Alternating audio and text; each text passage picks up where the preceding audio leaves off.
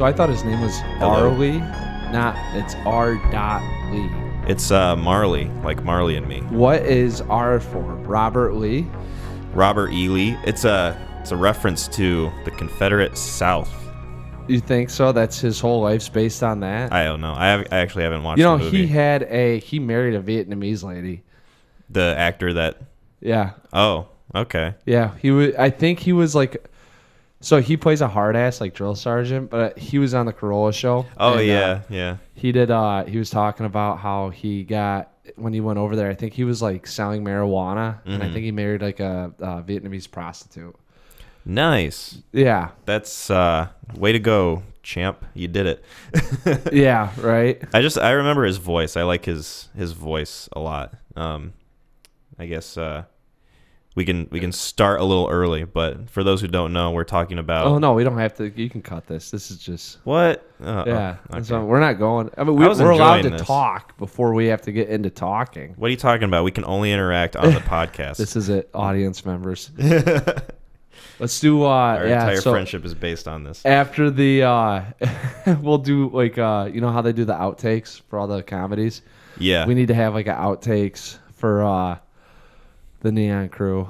Oh yeah, just all the cut content. Yeah, it's gonna be a lot of me talking to myself and a lot of us talking to each other in the distance, away from the mics. Barely able to hear us, which you can still kind of hear us pretty well, if I'll be honest. Really? Yeah. Like anytime I go back and edit this, I can always like manage to hear what we're talking about before and after we record. Oh yeah. Well, as soon as you hit that, like we're on. Yeah. And it's interesting some of the stuff we say. You get like it's weird like the build up, because when we first start, we're like pretty much the same as how we are when we get going into the recording. Yep. When we finish, there's like this weird sense of getting done doing exercise or something. Like we've gone through sort of like this weird gauntlet type of thing, and it challenges you. Yeah. Well, I mean, you're talking for like 2 hours straight too. Yeah. And it can get kind of exhausting. Welcome to my life. Yeah. Like that's me at work. Like there's days where it's like 8 hours straight, and I get done. I'm like, why am I so tired? Yeah. You don't realize there's a lot of thinking. There's times at my work where I will talk nonstop, depending on who I work with. Yeah. Right. There are times where I'll talk nonstop, and then there are times where I barely say anything. Yep. Again, depends on who's working there and depends on how I'm feeling that day, whether or not I want to kill myself. Anyway, let's start. I will intro now. There we go. Boop beep bop. Hello, everyone, and welcome to the 9th episode of the Neon Crew podcast. My name is McClain. And I'm Mac. Hey. I was hoping you'd switch it. Man. No, it's McClain or Mac. I was just thinking 9th. I hope I didn't tell everyone 10th. I don't remember. My name's Kyle, by the way. You did on Twitter say the 10th episode. So we're on number 9. This is number 9 right here, right now, in your face. Why the hell did it? Oh, my God. You know, you get excited. You start getting ahead of the game. You're just getting people hyped up for the episode to come after. Is there a Harry Potter thing where you do 9 3/4? Yeah, that's this episode 9 3/4. That's how I save Twitter. That's the train station. Yeah, when they have to jump into take the leap of faith. Yeah, run into the wall basically. Yeah, which I wonder if I did it, if it'd work. Well, it didn't work in the second movie when they tried it. That's right. Well, it shut down. There's like isn't there like a period that like it's open? The portal? No, Dobby was screwing shit up because he didn't want Harry to go to Hogwarts because he felt he was in danger. So he was messing with him a little bit there. He was pranking his pal is what he was doing. Yeah. Owner? Well, his owner was Lucius Malfoy. That's right. Until, I mean, I guess we won't spoil Harry Potter for you guys. We'll wait for that. Sorry, episode. guys. I tried to do my best. Can we go an episode without spoiling Harry Potter, Mac? Please, just one damn episode. I ask you one fucking time. Quit trying to bait me into giving it all away. I mean, for God's sakes, the movies have only been out for over a decade. Sorcerer's Stone still holds up. Yeah. Wait, is it called the Philosopher's Stone? It's called the Philosopher's Stone in the UK. And they called it the Sorcerer's Stone in the US because they thought that Philosopher's Stone was too boring of a title. It really is. Because it doesn't tell you that it's about anything like magic related. You know, philosopher. For all we know, it could be about like some weird Harvard professor who's got like a butt hair fetish or something. I was about to say, or smoking like weed out of a bong. Yeah, like, yeah. That's his like nugget. Same thing. Yeah. But yeah, no, they changed the title, and I think that's the only one that they changed the title for. I'm pretty sure it is because I was walking through. I don't remember, but I was going. It must have been Target or something. I saw the Philosopher's Stone, and it threw me off. I was like, when did they change this? When are they retconning Harry Potter? Yeah, and then I was like, hey, it's funny that you say that because I walked by and I was like, God, that's such an ugly title. Like, yeah. Why would they do it to that? We're so used to the other one that it just looks off. Right, that's what our brains are used to, especially now that the movies are popular. Yeah, maybe. I don't know. I mean, sometimes things can get cooler. That's true. You know what I'm saying? Like, I don't think that in one way or another, I won't walk by and just go, "Oh, that's a bad title." Like, if it had been a cooler title, I'd probably been like, "Man, they should have named it that," or "Why did they switch it to that?" Yeah, it's kind of like Edge of Tomorrow, Live, Die, Repeat sort of situation. In another instance, I think it got worse. Yeah, in which either title is like. So, Edge of Tomorrow as a title is like kind of generic, but whatever. Yeah. Live, Die, Repeat is just, it sounds like it should be the subtitle, right? Yes. Or at least just the tagline of the poster. One of the bigger arguments I got into with someone, it was like a movie that we were about to, on HBO, and I was trying to find it, and it said Live, Die, Repeat, and I just scrolled over it, and the guy, that's it right there, and I was like, No, I don't know what that is. I'm looking for the Edge of Tomorrow. I was like, no, that's it. I said, no, I've seen the Edge of Tomorrow. That is not it. Yeah. And then it was, no, Live, Die, Repeat. They switched it. I go, why the fuck would they switch it? It had to do with, I think not enough people were going to see it because the title was so generic. So they decided, hey, let's be zany about it. Yeah. But now it sounds just like an unofficial sequel to Eat, Pray, Love. Yeah. It was bad. Yeah. I didn't like it. And they did it. It felt like it was out in theaters, and then they switched it while it was out in theaters. Mm-hmm. Yeah, I think it was either that or like between like the time when it was in theaters and when it was releasing on DVD. I don't want to sound like old man Mac over here. Like, yeah, this is how it goes. You don't change things. I like it when they Philosopher's Stone. That's not my Harry Potter. Yeah, exactly. Can't wait to go to my first teacher council board meeting. Yeah, the movie itself is good. I like it. 100%. Live, Die, Edge, or whatever you want to call it. Yeah. The edge of living tomorrow. Tom Cruise. Someone described it perfectly one time. I read this online. They said it's a movie about Tom Cruise learning to be Tom Cruise. Oh, that's actually pretty. My God, meta. It's very on point. Yeah, I will say. For that movie, but I guess speaking of waking up and doing the same thing over and over again, you recommended a movie. I did. Called The Big Lebowski. I did. I'd never watched it before. Yeah, it's boy. And then I kind of had a little bit of a conversation with some people today, and I'm curious as to what direction this goes. Yeah, it's so It does have a cult following. I just read up on a little bit on it. It's actually one of 700 films to make it into the National Library of Congress.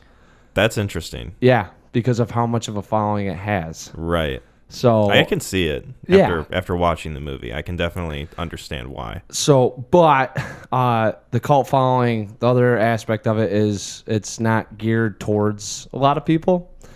So it's kind of like you're in or you're out pretty quick.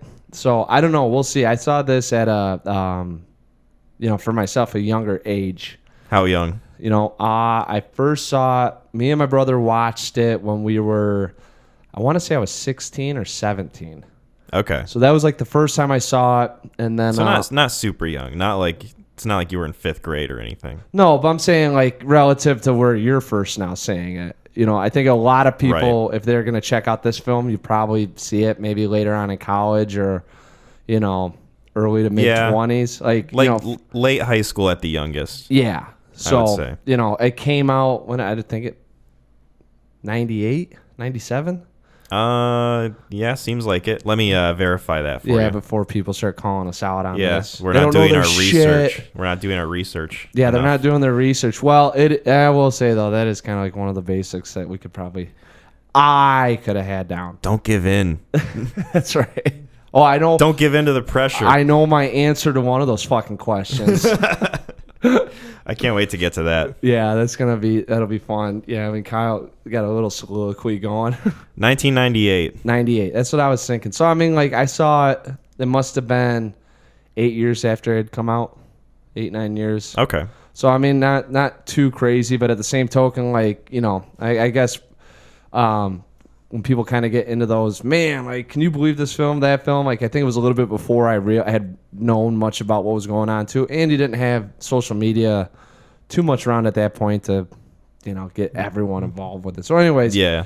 That's what I'm curious about, because I do know with that phrasing of a cult following that it's kind of, I feel like this isn't a movie where you're like, you warm up to it or you go, man, like I really, it's either you're in or you're out. So, and I'm curious to that because I do have other films that I know that are somewhat like that I am like, all right, like it, don't like it. There's not really too much of a gray area. Right. So, do you want to give a quick little summation? yeah, as like best you can. Yeah. Like there's not really It can be as simple as you want it to be. All right, man. Like, so the movie starts out and it's the narrator talking about Jeffrey Lebowski, the dude. And pretty much all it is we get to follow the dude and his decision making and choices that he makes in a bunch of situations with an ensemble cast almost. I mean, the cast in this is phenomenal. Yeah. And just him going throughout trying to really it's delivering money to save a girl. Yeah, that's that's the gist of it. Yeah. As simple as you can make it. Yeah, so I watched this a week ago or so, and I felt that there was a little bit more to the plot than usually what people give it credit for. And I think it's just kind of trying to build up something, make something out of nothing. So that's why I wanted to hear your thoughts on it, because a lot of the stuff that you'll read on this is that the plot really there is no plot, or the plot really is like a secondary force for the film. Yeah, and I've heard the same things, and I was kind of surprised when I watched it to find that really isn't the case too much, at least for me. That's why I'm curious. I wanted to hear, use the writer brain of yours. Yeah. I wanted you to kind of pick at it. Well, from the way people talked about this movie and the way that it's been, I guess, kind of represented, in my mind, before I watched it, I thought that it was going to be way more easygoing, I guess, like just kind of like characters hanging out, shooting the shit. Right. I thought it was going to be a little more akin to Once Upon a Time in Hollywood. Just the first two acts of that are close before the ending, right? Yeah. And it does have those elements to it for sure, but it's not nearly as blasé as the approach that it takes as Once Upon a Time. So I thought that the action of it, like the whole like kickoff of like things going down, wouldn't take place until like halfway through the movie, but it pretty much starts off right away. Like the dude goes home and shit just kicks immediately. Literally. Like quite literally. Yeah. Yeah. These dudes break into his home and they start interrogating him and they ask him where the money is. And I had seen that. I'd watched that scene before. We talked about that. Yeah. And I expected that scene to not show up until like way later, but it's like the first minute. Yeah. And he's getting his head dunked in the toilet. He's asking him where the money is, and the dude's being a smart ass about it. Turns out there's another guy that also shares his name, Jeffrey Lebowski. Yep. And these guys got him confused with the other guy because the other guy, I guess, owes them money. Do I look like a married man? The fucking toilet seat's up. Yeah. Hey, does this guy look like a millionaire to you? He's sitting there on the toilet with sunglasses drenched in his milk and the fucking toilet water. He looks like a fucking loser.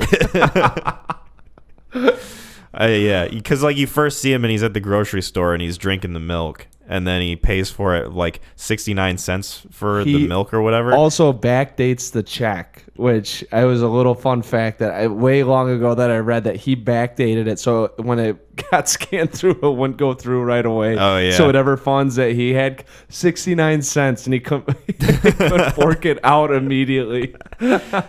Dude's such a bum. Oh my god. Yeah, but no, I was pleasantly surprised, I guess you could say, at like just how much of a plot there was compared to what I was expecting. And I think that kind of like kept me into being interested in the movie. Right. Because for me specifically, unless I'm like with a group of people, Yep. I find it kind of difficult for me to get into comedy movies. Really? Yeah.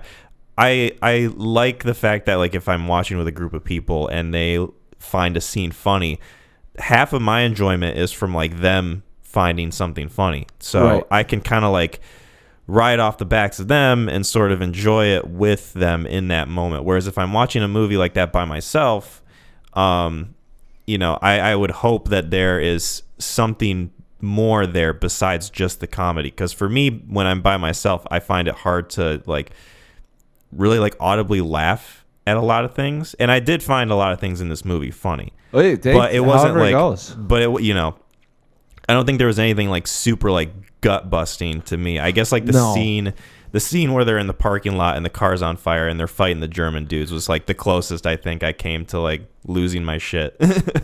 No, they're fucking nihilists, Donnie. Yeah. Fuck you.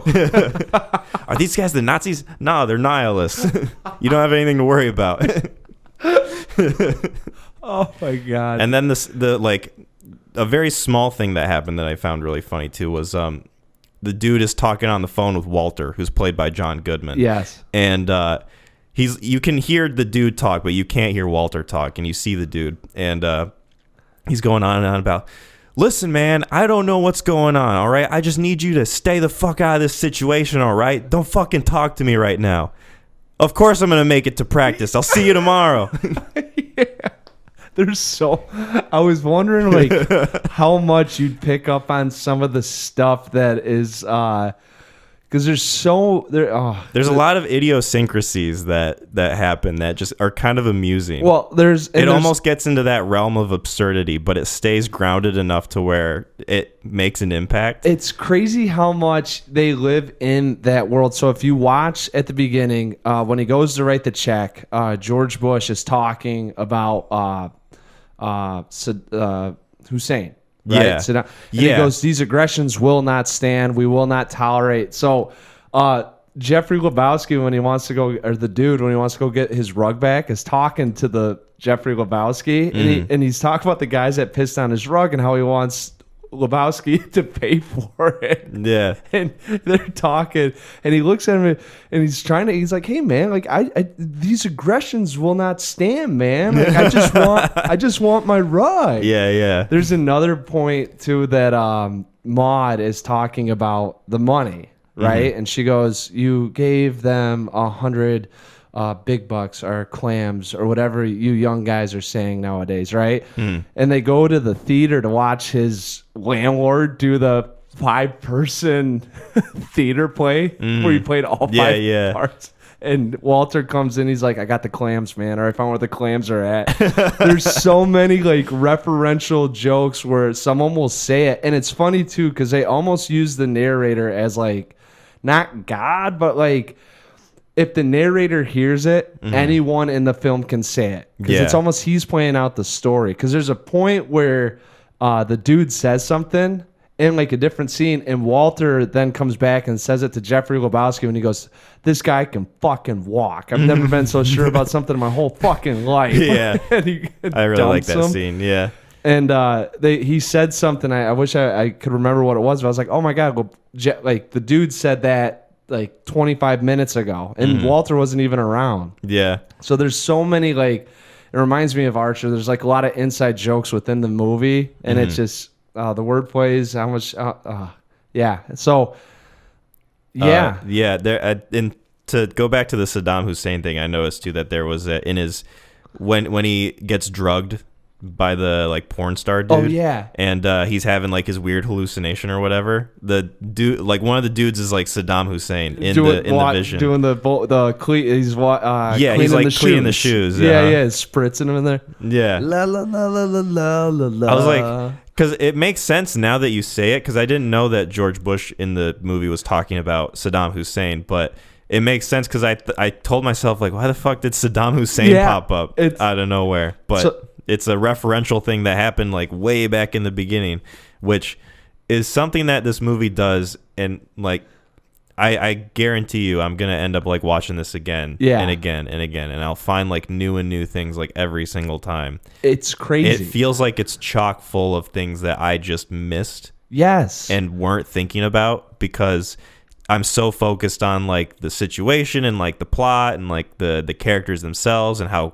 different and quirky they all are, whereas like things like that just go over my head, and I'm assuming that that's kind of like the whole appeal of the movie for a lot of people. I 100% agree with you on it, and I think that's what happens because everyone.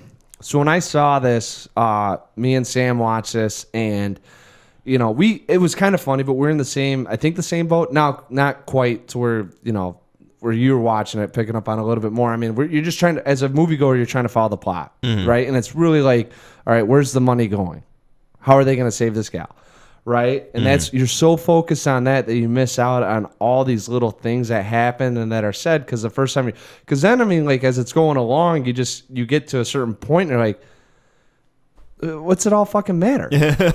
Like you see, like that's it. And then so I think that's why a lot of people got turned off by it. At least, I got a couple friends that I had talked to that's why they didn't like it, because the movie, it gets to a point and you're just like, you're scratching your head like, yeah, well, what's that all? Like, what's the purpose of this? Yeah. And, so that's, but then the rewatch appeal. I mean, I think it's really for the comedic elements and like, so, being so self-aware with what's going on and being able to kind of pull your own thoughts from maybe what the Coen brothers were thinking. Yeah. If like you had to say they're writing this script, like what do you think they were trying to go for? Do you think it was being unique in the sense of let's try to make a film where the plot really just doesn't matter, everything else is derived from the characters, or yeah, that's kind of the vibe that I got from it, and essentially the like big message that I took back from this movie was the dude is such a lazy individual that all he does is he doesn't work. He hangs out at home, he smokes weed, and he goes to the bowling alley with his friends to bowl with them, and that's it. Yeah. Whereas like the plot just happens around him, and he has basically no control over anything that happens. But like towards the end of the movie, after like everything happens and everything sort of like goes down and everything's done, he says to what's the mustache guy's name? Sam Shepard. Sam Shepard?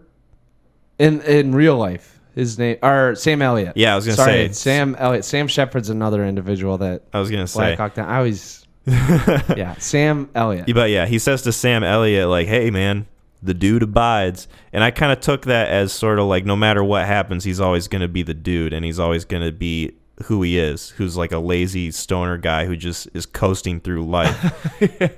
And that's sort of, I think, the point of the movie is that just things happen around him.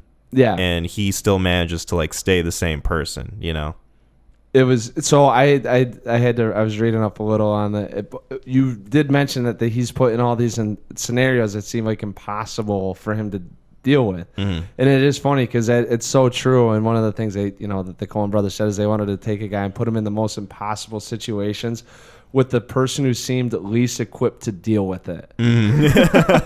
Which I thought was like rather comedic, you know? Like, he's got to save this gal. Yeah. Who's the guy who's the guy that will try to do it, but we know will fail? Yeah. Like, and then it just keeps cascading though, which is the fun. I think it's the best part about it too, is that there's really in a real life situation probably could fail. Right? Like, I mean, there would be like definite, like if this was like some guys from Cambodia, like probably would have been bad. Yeah. But the fact that they then make them like, have these features with the inner workings of what's going on and who's really trying to get the money and where the money's at. Yeah. You know, I mean, he was just put into a bad spot. Like they're like, let's just pick on this idiot, and it's just a bunch of idiots, Right. trying to do one thing, and not everyone's failing. Right. You know, And it's funny too because like they make the bad guys as bumbling and as inept as the dude and Walter are, because you've got like all these different sort of facets that are like trying to get after him. You've got the German nihilist dudes. You've got Big Lebowski himself, who's like, you know, the rich dude who wants his money back. And then you've got the like porn star dudes. Jackie Treehorn. That piss on his rug and like treats women like objects, man. Which, I mean, gosh, that scene where he's in his mansion or whatever talking to him, and he rips a piece of note paper off, and he's like, "I'll be with you in a moment," and he walks off, and the dude goes over and he's like, "I got an idea," and he like traces it all with a pencil, and it's just some dude with a boner. I'm like, damn. That's just a good reminder that the movie's not that deep. Yeah, exactly. It was a very like, all right, because that's a funny point too, because like, and then I remember like the second time seeing that, I thought that was a pivotal scene in the film, you know, because it's like, oh, we finally meet Jackie Treehorn. All these, you know, it's all dealing with the porn underground, and Jackie's like somehow overseeing it, you know. Yeah. And he goes in there and he's trying to like, Jack, I can tell him where his money's at. He'll pay me, you know. Like it's gonna be like this big like noir-esque, you know, part of the film where they finally uncovered who's at least maybe to the right-hand man. It's like, ooh, this is when the movie becomes Under the Silver Lake. Yeah, exactly. And then all of a sudden he's like, oh, I saw Jackie scribbling, and then he runs over there. And it's just a fucking stick figure with a boner. It's like the weirdest looking stick figure ever. His head is like weirdly flat. It looked like the dude. It was like the bubble boy from SpongeBob. Yeah, yeah. You know, Bubble Buddy. Bubble Buddy. Yeah. Looked like Bubble Buddy with a bubble boner. Yeah. Oh my god, it was too funny. Yeah. So it's got it. There are, if you do check it out again, at least you know where you're at. So then you can pay attention to a lot of like the, oh man, ancillary stuff going on. You know, there's a ton of like little details here and there. I was very surprised, like you said, the cast was very stacked, and there were people who I saw in the movie that are like really famous that like weren't even in the like opening credits, like John Turturro. Yeah. Who played the Jesus dude or whatever, who's only in the movie for like 2 scenes for like a minute, if that. And, you know, his presence there makes you think like, oh, this is like some big character that like they're going to have to deal with later. And it really doesn't matter. He's just some weird pedo dude. 8-year-olds, dude. Yeah. And then I was surprised to see David Thewlis in this movie. What? He's Maud's friend. Oh yeah, when he goes over to the house. He was the one that was in I'm Thinking of Ending Things. Yeah, Harry Potter. I was gonna. So when I rewatched it, that's half the reason why I immediately was like, oh, I gotta tell Kyle to watch this. Like I saw him and I totally forgot he was in it with this weird. What the fuck's with this guy? Yeah. He just keeps laughing. Yeah. I was like, oh man, that's David Thewlis right there.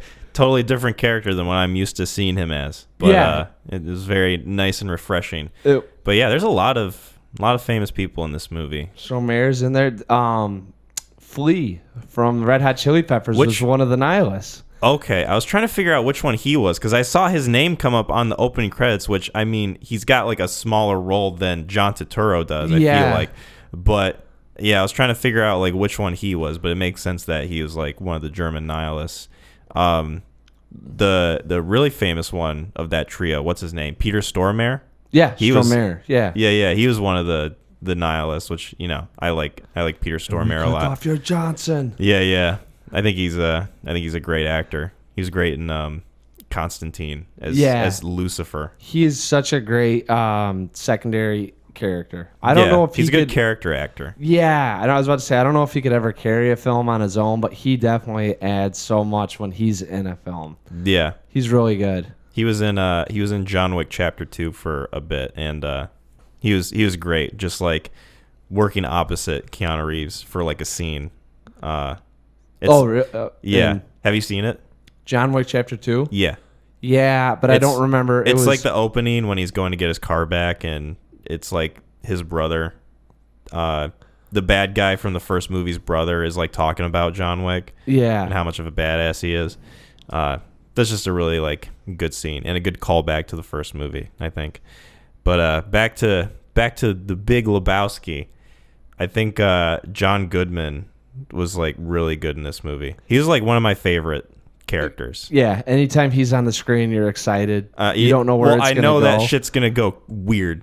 Sideways. Yeah, it's going to go wrong. The only time, it's so funny. Because he manages to fuck everything up that he does. All right, and if you think about it, like the only time he doesn't, and he still does, is they're at the diner, in the lowest stakes, there's nothing really going on. They're just talking about where the money's at, and somehow he pisses off the waitress at the diner, the manager. The dude leaves and he's still sitting there like not going anywhere. I'm not leaving. Yeah. I know it's like that that stereotypical like I thought this was America conservative dude. Yeah. That just stands his ground and like loves his guns and stuff like that. That's why he's such a like an imposing force when him and the nihilists meet. Yeah. You know? Which is it's funny that he's friends with the dude who's like this super laid back stoner guy who just is not aligned with like any sort of belief system or anything. He's just kind of wading through things. Floating. And then you've got like this weird, like strict conservative, like you know, he doesn't drive or anything on the Sabbath or whatever. Silver Shabbos. Yeah. Silver Shabbos. I can't pick up the phone unless it's an emergency. Silver fucking Shabbos. God damn it, Walter. I thought he was great as like sort of the secondary protagonist, like the character like alongside the dude, because they're so different that they play off each other really well, and when they get into arguments, it is really interesting to watch. I was about to say such a contrasting difference of people or ideologies or however you want to view it, but the commonality they shared was bowling. And it was for the team, so it's like no matter how much we hate each other, we got to rejoin forces so that way we can make it to the next round. Yeah, and you get the sense that like both these dudes, Walter probably more so than the dude, are like super lonely normally. Like they don't really have many other people in their lives, so like when something happens in the dude's life, Walter's always there to like have his back for better, mostly for worse, typically. But you know, usually he's always there for him, which is like weirdly wholesome in a way, but also like gives us a good excuse to like watch more of their character dynamic play out. Right. Which I enjoyed the fact that he's like so integral to the story. You know, he's with them like for most of it. Oh yeah. Well, he's involved in the drop off. Yeah. What did they call the fake briefcase? What did they call it? I don't remember. His undies. It was his undies, but they had like a term for it. The ringer. The ringer. Yeah. You toss the ringer, dude. Yeah. Rolling through the jungle. They find out there's no money, so the ringer was a ringer. We threw a ringer for a ringer, man. Yeah. That's what I'm saying. Everyone just continuously fucks up.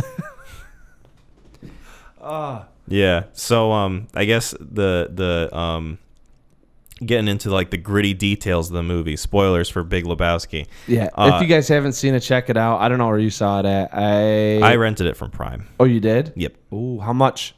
$3.99. $3.99? Mm-hmm. I'll ask you after we're done talking about it if it was worth it. Okay. We'll hold off. All right. But I had Showtime, so I got to watch it on Showtime. Showtime anytime. Okay. So I'm paying like brag about it. $3.99 a month. So it's it's the same I kind of had deal, to pay kinda. for it. If you watch like one movie a month, which I know you're probably watching more. Trying to. That was a Doppler effect sound effect you just did. Yeah. I don't. I'm trying to. Well, I use it like if I'm working or whatnot. Mm-hmm. You know, the movies that we talk about, it's like I gotta see if they're on there. I got a bunch of streaming just connected. I'm connected. You got the connected. You got the deets. But yeah, so getting into like the details of it, the whole plot basically kicks off because the Big Lebowski, not the dude, the rich guy, thinks that his trophy wife is kidnapped and held for ransom. And so he has the dude go and try to, switch the money for getting the girl back. Yep. But then later you find out that the chick just effed off on her own and just is like enjoying her life without the rich guy, and then like towards the end of the movie, she just comes back like it's nothing. Oh my god! Meanwhile, right? all this stuff happens, like, you know, the German guys like cut off their friend's toe, and I was about to say someone loses a toe. Someone loses a toe. You know, someone dies as a result of everything that happens. Which, how funny is that? Is that one of the best eulogies you've ever seen on screen? I'd have to watch it again, but yeah, it's very not serious. You know, well, it's serious. But I was going to say it's serious, but not for the audience. It's tongue in cheek for sure. Oh my god! What was all that fucking talk about Nam? What was all that talk? Why are you talking about Nam, man? It was good. But yeah, R.I.P. Steve Buscemi's character Donnie. Yeah. Shut the fuck up, Donnie. You know why they did that so much too? Why? I'm sure. Oh, I was about to say, in Fargo, the Coen brothers wrote Fargo. Yeah. And Buscemi's in Fargo, and all he did was talk nonstop. So it's kind of like a ode to him in Fargo. That's why they kept telling him to shut the fuck up. You know, that's at least what a lot of people. Okay. Yeah. That's kind of like what the fan base has picked up on. Yeah. So I don't know if the Coen brothers have like said it or not, but yeah, that's pretty much is why everyone says that they tell him to shut the fuck up all the time, so he won't go off on one of his tangents. Yeah. Well, I mean, it makes sense for Walter's character to do that too, because he's got such a temper that it's easy to believe that he'd get annoyed with a guy like Donnie, who's like this kind of like small, meek, sort of like mousy dude. But he doesn't even talk all that much. No, he doesn't.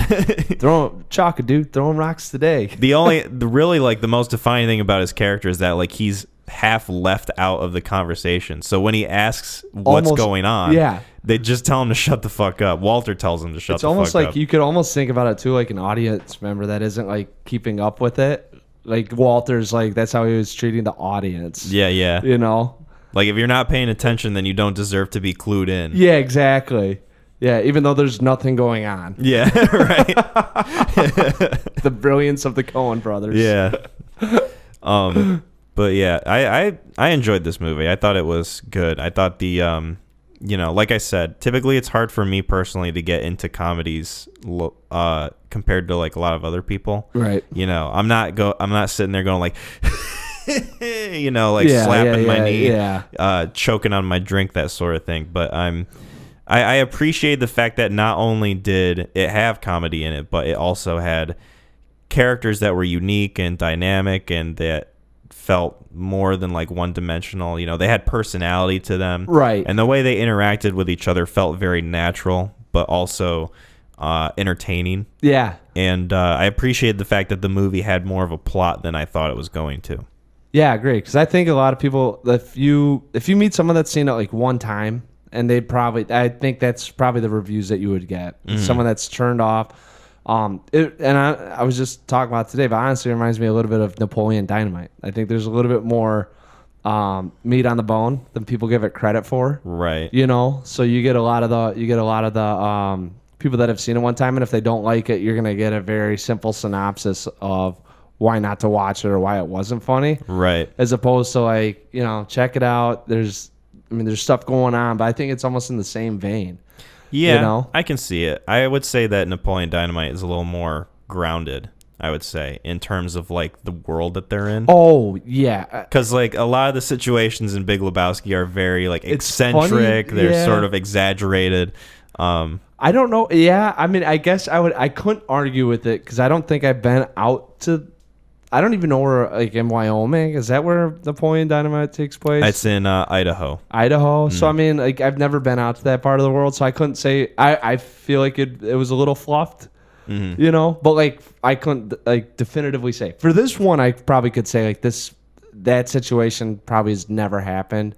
And for everything that did happen, probably will never happen. Right. You know, like Napoleon Dynamite, I couldn't say that. Yeah. Like you could definitely say it's a little bit more of a cinematic piece to like an actual high school experience. Right. And yeah, I think like where you're getting at is, you know, they're similar in that like I think they would turn a lot of people off that would try to like enjoy them. Like I was watching the movie and I don't think my parents would enjoy watching it. Shout out to my mom and dad. I know you're listening.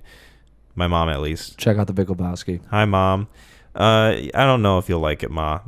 Prove him wrong. All right. Cool. Did I tell you that my mom watched I'm Thinking of Ending Things? Oh, my gosh. Yeah. What'd she... She was very confused, naturally, as a lot of people would be when first watching it. And then I sort of explained it to her, like what the movie was about, and then she went back and listened to our episode. And it, like, a lot of it still makes sense. She still thought it was weird as hell. Oh, for sure. I mean, there's no denying that, it is. But it makes more sense. Yeah, I mean, at least it's a little more clear in her mind of what is going for. It's not just like a weird, art drawing. Yeah, like someone kind of explains what you're looking at and the thought behind it. Like, it's not a Jackson Pollock. Yeah. It's more of a Benicio del Toro from The French Dispatch. There's something there, but you got to really look into it. Yep. And then, if someone came up and explained it a little bit, it'd be like, oh, that makes a lot more. It's a little bit more. Yeah. That's, but still at the same token, Yeah. But there's a lot to dig. That's cool. I'm cool. I'm still waiting. I'd like to hear people tell us that they've seen Only God Forgives. That's the one that I'm waiting for more people. Still waiting for that too, man. Yeah. Still waiting. More people really want to I want people to share the experience. With us. I want them to get back and just be like, really, I want the one that reaches out and just be like, you guys are so wrong. And then fucking 5 paragraphs later, I'm reading it and I'm going, you know what? I have to watch this again now. Lays out why Only God Forgives is Winding Refn's magnum opus. Oh my, yeah, right. The crown jewel. I'd like to have that conversation. Yeah, I would too. I'd really like to see that. That would be a fun. That's Nixon versus Frost right there, or whatever it is. Just sit sit down. I'd be the one asking questions. Just I want to hear it go back and forth. Yeah, if I start sweating bullets, I'm losing. Oh my, yeah. He's dodging the questions. Get him out of there. But going back to Big Lebowski, I think it's not a movie that I think is very like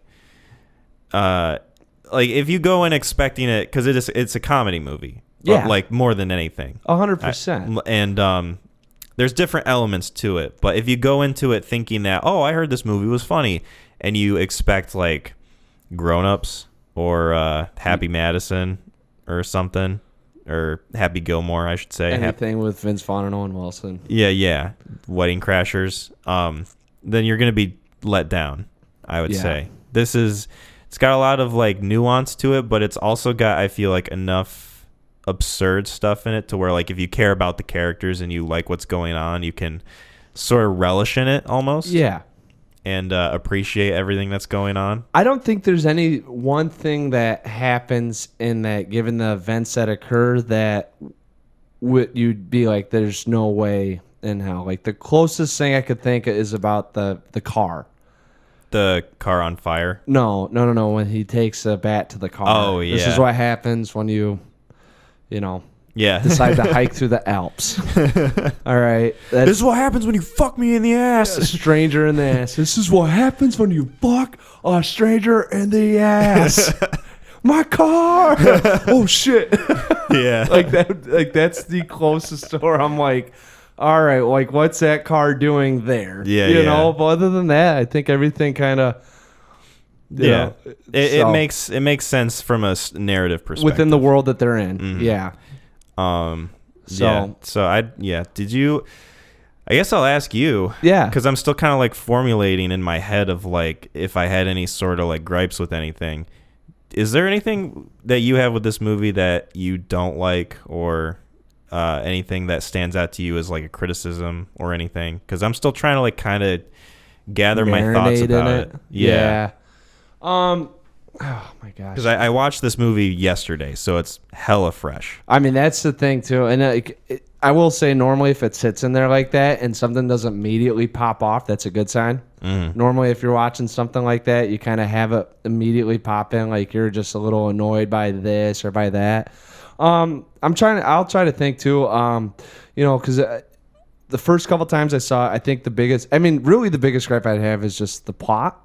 I mean, where the movie's going, where it starts, where it's going, and that the fact that, it's It's not that the characters don't hold true to it, but it just doesn't really play an effect, like a big role in the film. Mm-hmm. But that was like early on. Now where I'm at is like you kind of, I think it was just how the Coen brothers, meant to go about doing it.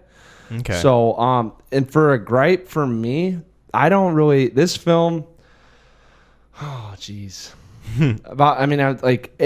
This is probably like a top 3 film for me. I don't know if this would ever be my most favorite film in the world. Yeah, and I was about to ask you, like, it's because, the way you talk about this movie and the way that, like, you recommended it before in the last episode, it's like one of your favorites for sure. Oh, without a doubt, just based on like how you speak about it.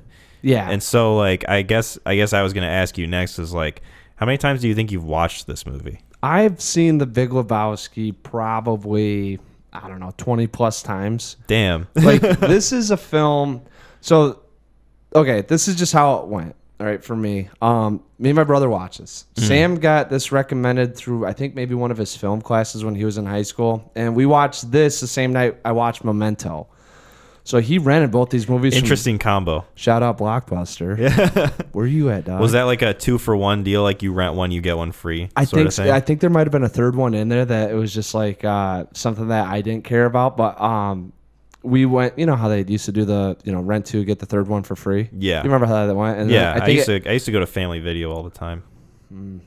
I was a Family Video kid. You were a Blockbuster kid. Not judging. Actually, Family Video. So I remember we used to go to Blockbuster, and then R.I.P. Family Video came.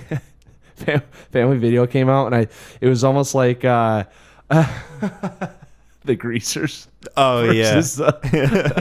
What do you fuck the socials?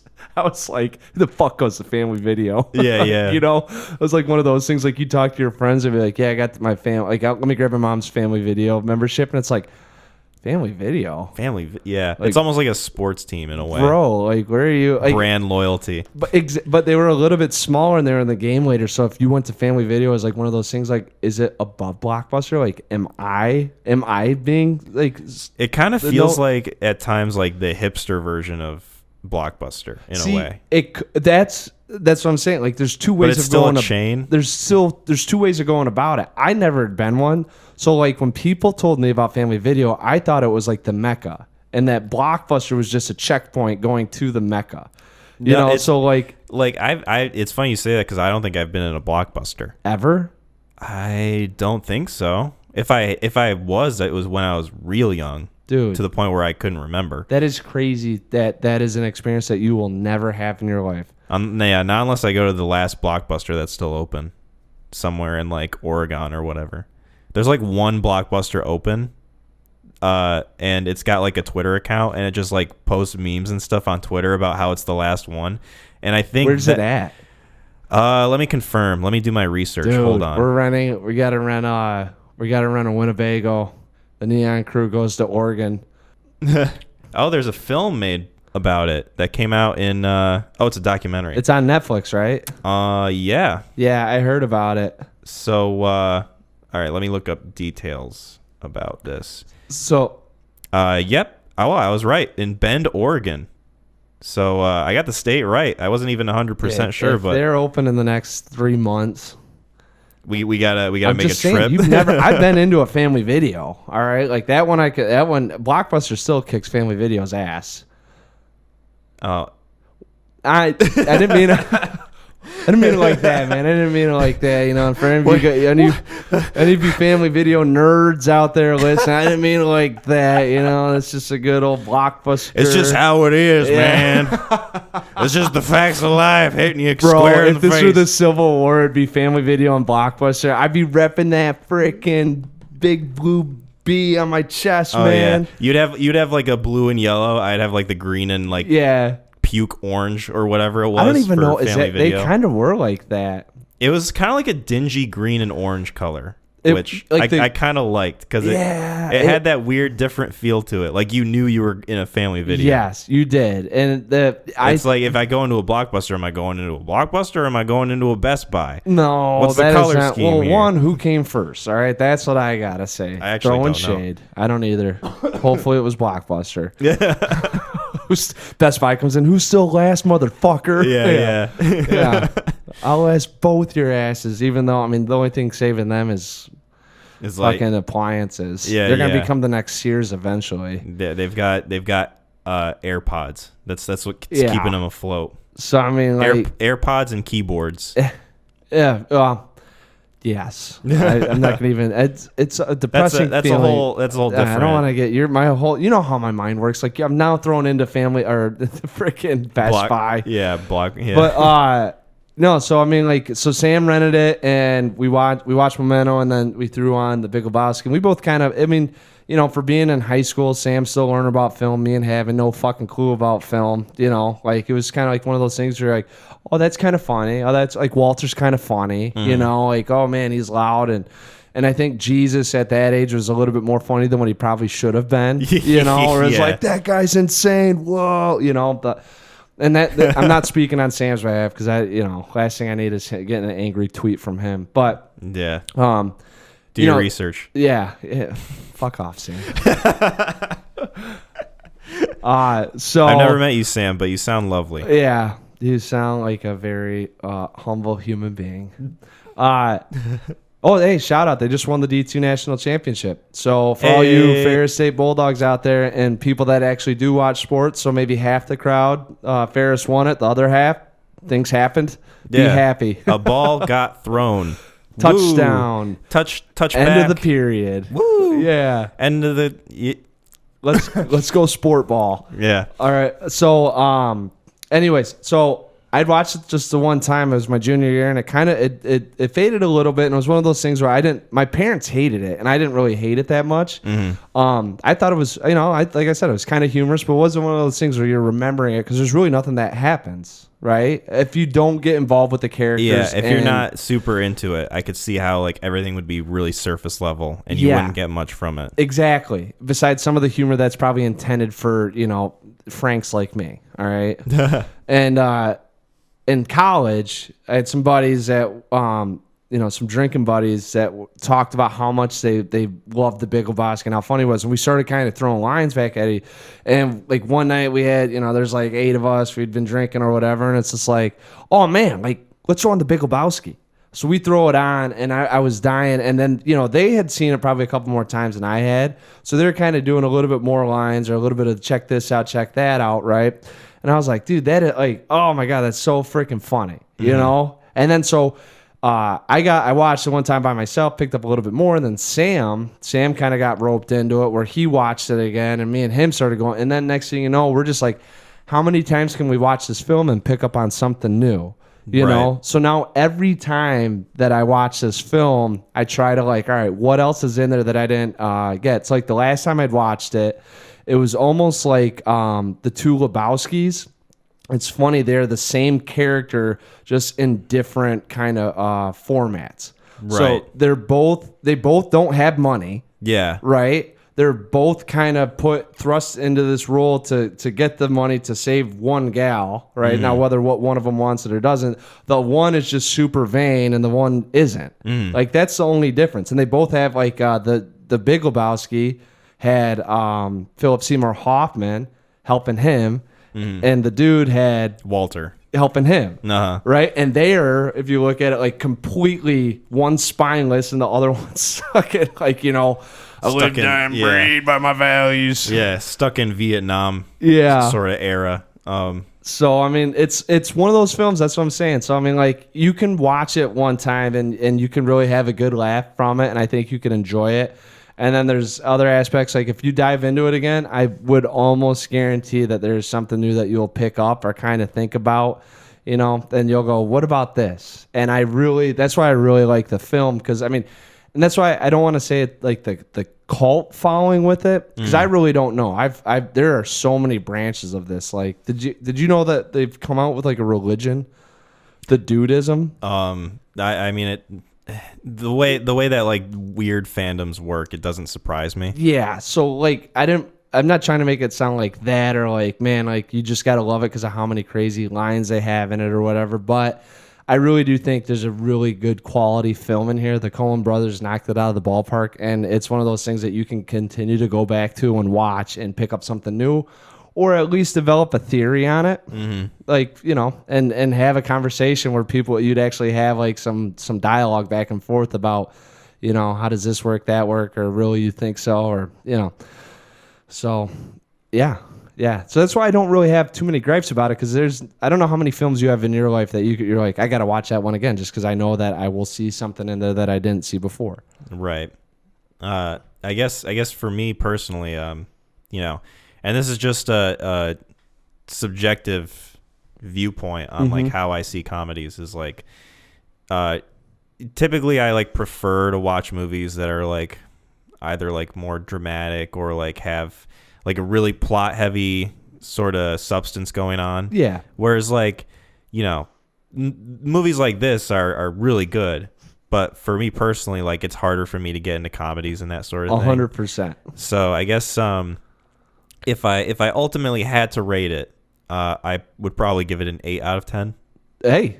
Which, I mean, not a bad score by any means. No, hell no. 8 out of 10. Like that's. But if it was a 6 out of 10, I'd be looking at. But my you'd be giving me the side eye. I mean, the 3 is the lowest of the low. I think I'd have to go through. I only have a couple movies rated 1 star, but like a 6 out of 10 for me is like something that I'm like, all right, if it's on TNT, I'll have it on in the background, which is like movie hell. I think about except for the producers because they're getting fucking. What's worse, having it on TNT or having it on USA? I feel like TNT is a little more edgy than USA is, right? Yeah, they're both. They're like next to each other in like the cable setup too. Yeah, I was US. If you're on USA and you're getting, I'm talking like, it comes out. There's movies that come on USA like Tremors. You're like, I'm gonna watch this, right? And then there's movies that come on USA like, First Strike, and you're like, I've got some homework. I know there's a couple funny lines. There's one action scene I like. Like I will distract myself when that pops up. Other than that, I can just have it rolling. Yeah, that I feel like is good for the movie because they're getting money. But it's not a good sign for the type of movie you want to be. Right. So, all right. So $3.99. Yeah, I would say I'd probably pay that much. I would say so. You think so? I think that would be the highest that I would pay to like rent the movie for this one. Yep. I mean, $3.99 is a pretty good. Like that's 8-star. Like that's a good 8-star quality. Like that's not like the lower. At Family 8-star. Video, it would have been $1. Is all I'm saying. Easy does it. We're moving past that. 'Cause I was about to say Blockbuster kind of had to mimic Family Video at one point, so I think they even changed like the logos. Like they had like a red video. I don't even know. It was a video cassette, but it kind of. So if it was like a red one, you only got it for 2 days, and if it was blue, it could range anywhere from like 3 to 5 days. And I think that's as far as they went. And then I want to say then they just kind of started putting up signs. But like in the early inception of it, I remember a blue and a red. I don't think. Interesting. Yeah. Yeah, I can't. I'm having a hard time finding anything like that. We'll verify. We can either because my memory could be completely off. But it also sounds like if they're franchise, anyone could do their own thing. They only give you the blueprint, right? Right. So, I'm just saying. Did you know that? And I guess I wanted to ask you about this and like what you thought about it. What? If you've heard of this? Okay. There is like a quote unquote sequel to the Big Lebowski, but it doesn't have the dude. It doesn't have Walter. It doesn't have like any of the main characters in it. The main character is the Jesus dude. Yeah. Played by John Turturro. So the movie it came out last year. Yep. And it stars John Turturro. It's also written and directed by him. Yeah. No, I've heard of. I was just about to say because I didn't know if you were talking about that, but the Coen brothers have like nothing to do with it either. He probably just got. I think they're like friends. Like I think he probably just was like, "Do you mind if I take the character and right? Hey guys, do I have your permission to like kind of make this fan fiction movie that I want to do?" Yeah, but I think I've seen a rating on it and it's like under 5. It's got a 20% on Rotten Tomatoes. Yeah, and 4.1 out of 10. Yep, that's where it came across. Like, do I put it on the watch list? Like. I feel like it'd be an interesting watch just based on like how bad it is probably, or like what he does with the character. Like how do you make a movie about it like a character that appears only 2 times in the movie with like a total screen time of like a minute maybe. Jesus. Where and don't you forget it. Where like the one reference to that character besides the fact that he's like a really good bowler is the fact that he like exposed himself to an 8-year-old. Yeah, like how do you make a movie where that's the main character? Maybe and it like gets build into off like that. defending, kind of how that incident happened. I bet you. And then you get in like weird territories. I would, if I had to guess, that the whole thing would be leading up to that point of how that happened. I'm gonna look up a summary. For the Jesus roles, or it could be, and I'll just say this, something completely not even related to Lebowski. Hours after his release from prison, Jesus Quintana pairs up with fellow misfits Petey and Marie for a freewheeling joyride of petty crime and romance. Fucking Christ! It's like, what are you doing, dude? You interesting. Don't even. Okay. Okay, I mean, like, the best thing you have too is that you have the Lebowski, unless the Coen brothers said if you keep everything out of there. I don't know how. Okay, here's a different summary from IMDb. Yeah. A trio of misfits whose irreverent, sexually charged dynamic evolves into a surprising love story as their spontaneous and flippant attitudes towards the past or future backfires time and again. That's You're not allowed to use surprisingly if it's not good. Yeah. I'm gonna say that much because it's not surprising. Well, it's a very vague description of what the summary is. Like it's probably like a pretty damn you'd watch that film. What happens? Yeah, you probably watch it and you're like, man, like that synopsis is like this, like that's exactly what happened. So nothing. Yeah, basically. Like I don't know. It's one of those. I don't know if I'd watch it, man. Like it's. Yeah. Do you think it would lessen the value of the Big Lebowski? No, in a way. No, not if. No, I mean the character's barely in the movie. Well, not only that, but it's not the Coen brothers. It's not their idea of what they had for Jesus. I mean, maybe it's a Turl and what he thought, but even then, like they came up to him and said, "You're gonna have 2 lines and you're gonna do 2 things." Like, right? So he doesn't even. He just took a character that had a name to it and was probably trying to collect some dough. Mm-hmm. Was like, oh man, it's got a lot of people I know who's ever seen the Big Lebowski will check out this film. So probably, however bad I fuck it up, I'll still make money on it. It'd be like if the bully from, or like the preppy bully kid from Napoleon Dynamite, decided like, hey, I want to make a movie of my own about my character. Yeah. Except you don't give a shit because it's such a minor character. That's what I'm saying. It's like you got like 4 lines in there, and and the writer didn't even intend for it to be you. Yeah, you know. So and that kid looked like he was 30 already. How old do you think he's gonna be? Yeah. By the time that he makes that would be funny if they did it in college, movie. But it's like silver hair, wrinkles, like like he's obviously 50, and he's like, "Hey, what's up, guys? His voice, freshman year's crazy." His voice is a little more hoarse than it used to be. Yeah, from all the grits. Yeah, and probably like straight shots of whiskey. Oh Jesus. Oh Jesus. God, fuck man. The and Jesus don't you rolls. forget it. Yeah. And don't you forget. So 8-year-olds, dude. I'll give my so. And just real quick, we've been talking about. I love the Big Lebowski so much. Like I could literally do probably 3 hours on it if we had some. Anyways, favorite scene in it, and it wasn't till recently, right? It was, and it's not the scene when Walter pulls the gun. Mm-hmm. He's like, bullshit, Walter. Foot wasn't past the line. Mark it up. It's like, I'm sorry, I can't remember sorry, Smokey. Toes over the line. Yeah. Mark is 0, dude. And then he pulls, does all that stuff. They go back. And he gets back to his apartment, and it's Smokey leaving a message. I'm sorry, man, but Walter pulled a gun on me. That's not right. So I'm going to report it to the league commissioner. I'm going to ask that you guys forfeit the match. Uh-huh. Literally just had someone about to fucking kill him, and the bigger stakes are we're getting a W because Walter pulled the gun. And then the very next message is the league commissioner. Yeah. And it's not like you guys are done. Walter just pulled the gun. You threatened to kill another man. You guys are done. You're no longer in the tournament, but you're not allowed at the bowling alley. It was simply, sorry, Jeffrey, but we're gonna have to have you guys forfeit your match and award, Smokey teams the victory. By the way, your guys' next match is Saturday. Yeah. I was like, That's I hilarious. was just dying laughing. I was like, it's just small clip, dude. There's so much just like small shit that happens. Mm-hmm. Oh my god. Definitely a rewatchable movie. Oh for yeah. sure. If you guys watch it and if you have some enjoyment out of it, like, and I don't think, like we talked about, I don't think it's gonna have the gut busting laughs. I think that you chuckle throughout the whole film. I really don't think that there's like dry points. Like even in somber times. I'm like, sure there are some scenes that you'll find funnier if you watch it again. Yeah. Because now you know like things to look for. That's and what when you do pick up on them, you're like, oh, okay. And it's even in small point. I'm telling like Walter goes into the theater and he tells him like, I got the clams. And like you first hear that, you're like, I don't know what he's talking about. But then like if you go back and you hear Maude refer to them like you young kids calling money clams, only to have Walter go back and be like, I got the clams, dude.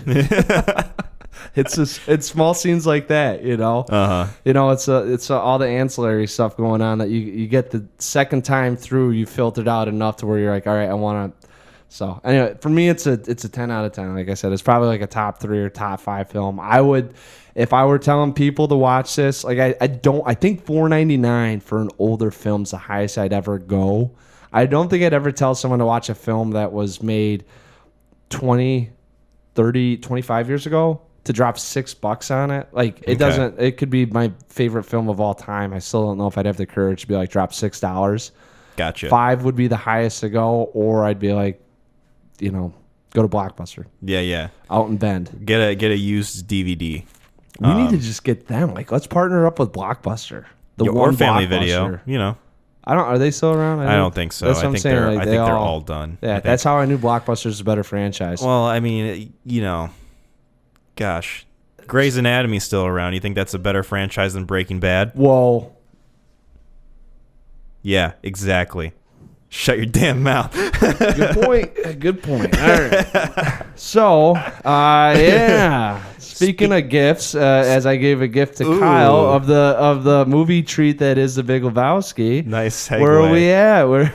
Nice segue. Yeah. So I figured, we'll just kind of shoot the shit, talk about Christmas movies. Sure. Which will lead into our top 5 list, which is we decided on like top 5 naughtiest characters in cinema. Yes. Well, that's awesome, because that's what I was going to ask you. So Okay. you did top 5 naughty characters in cinema, like in our cinematic universe? Yeah, All right. Specifically in Christmas movies, though. Oh, you did do, so you made it to Christmas, so Yes. the top 5 naughty in Yep. Christmas. Okay, that's Yep, what yep. I was curious. I was like, we 'Cause didn't really feel define like, it. Yeah, I feel like in like all of cinema, for me personally, Yeah. would be like too broad. Like, Oh, yeah, I mean, you it's could easily very- say like, oh, Thanos is number 1, but like, or like Hitler from Downfall, It's another good. Wow, those are 2. Not Hey, bad. let's get away from genocide, all right? Like, how about we get into some of these guys that are just, maybe they robbed a little old lady or something. Yeah, they stole a candy cane. Yeah. So do you want to get into the list first, and then we can kind of talk about it from there? Oh yeah, let's do we'll go back and forth a little bit. I mean, I got my list, you got your list, and then we can kind of get into maybe where we were at or talk about the films themselves. Okay. So I I don't know how you did it, but I originally did mine where I was trying to be tongue in cheek, and I was like, how clever can I get, right? Mm-hmm. And then I eventually went to I was going to go tongue-in-cheek with it, and then I decided that I was going to go, you know what, there's a couple films that I think that are just on that I usually watch every Christmas. Uh-huh. I was like, I'd rather talk about that than like, some of my honorable mentions that I had on there that I kind of moved down, that I was like, it's, I don't need to be funny about this. I mean, Okay. shit, man. These are the movies that if it is... Like right now, it's a holiday spirit. I'm probably going to watch these 5 films at some point, regardless of whether or not like I'm thinking about it or not. Like it's just gonna be something that I try to it's on, like I gotta see it. So Okay. do you I guess I can go first. is that how you want it? Okay.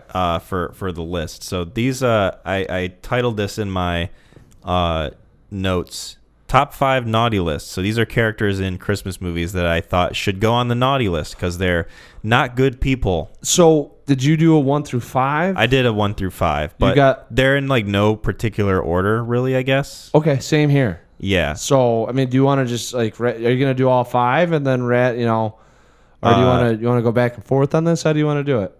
I'll rattle them off. Okay. I guess, and All then right. if you want to comment on any of them between, you can. Okay.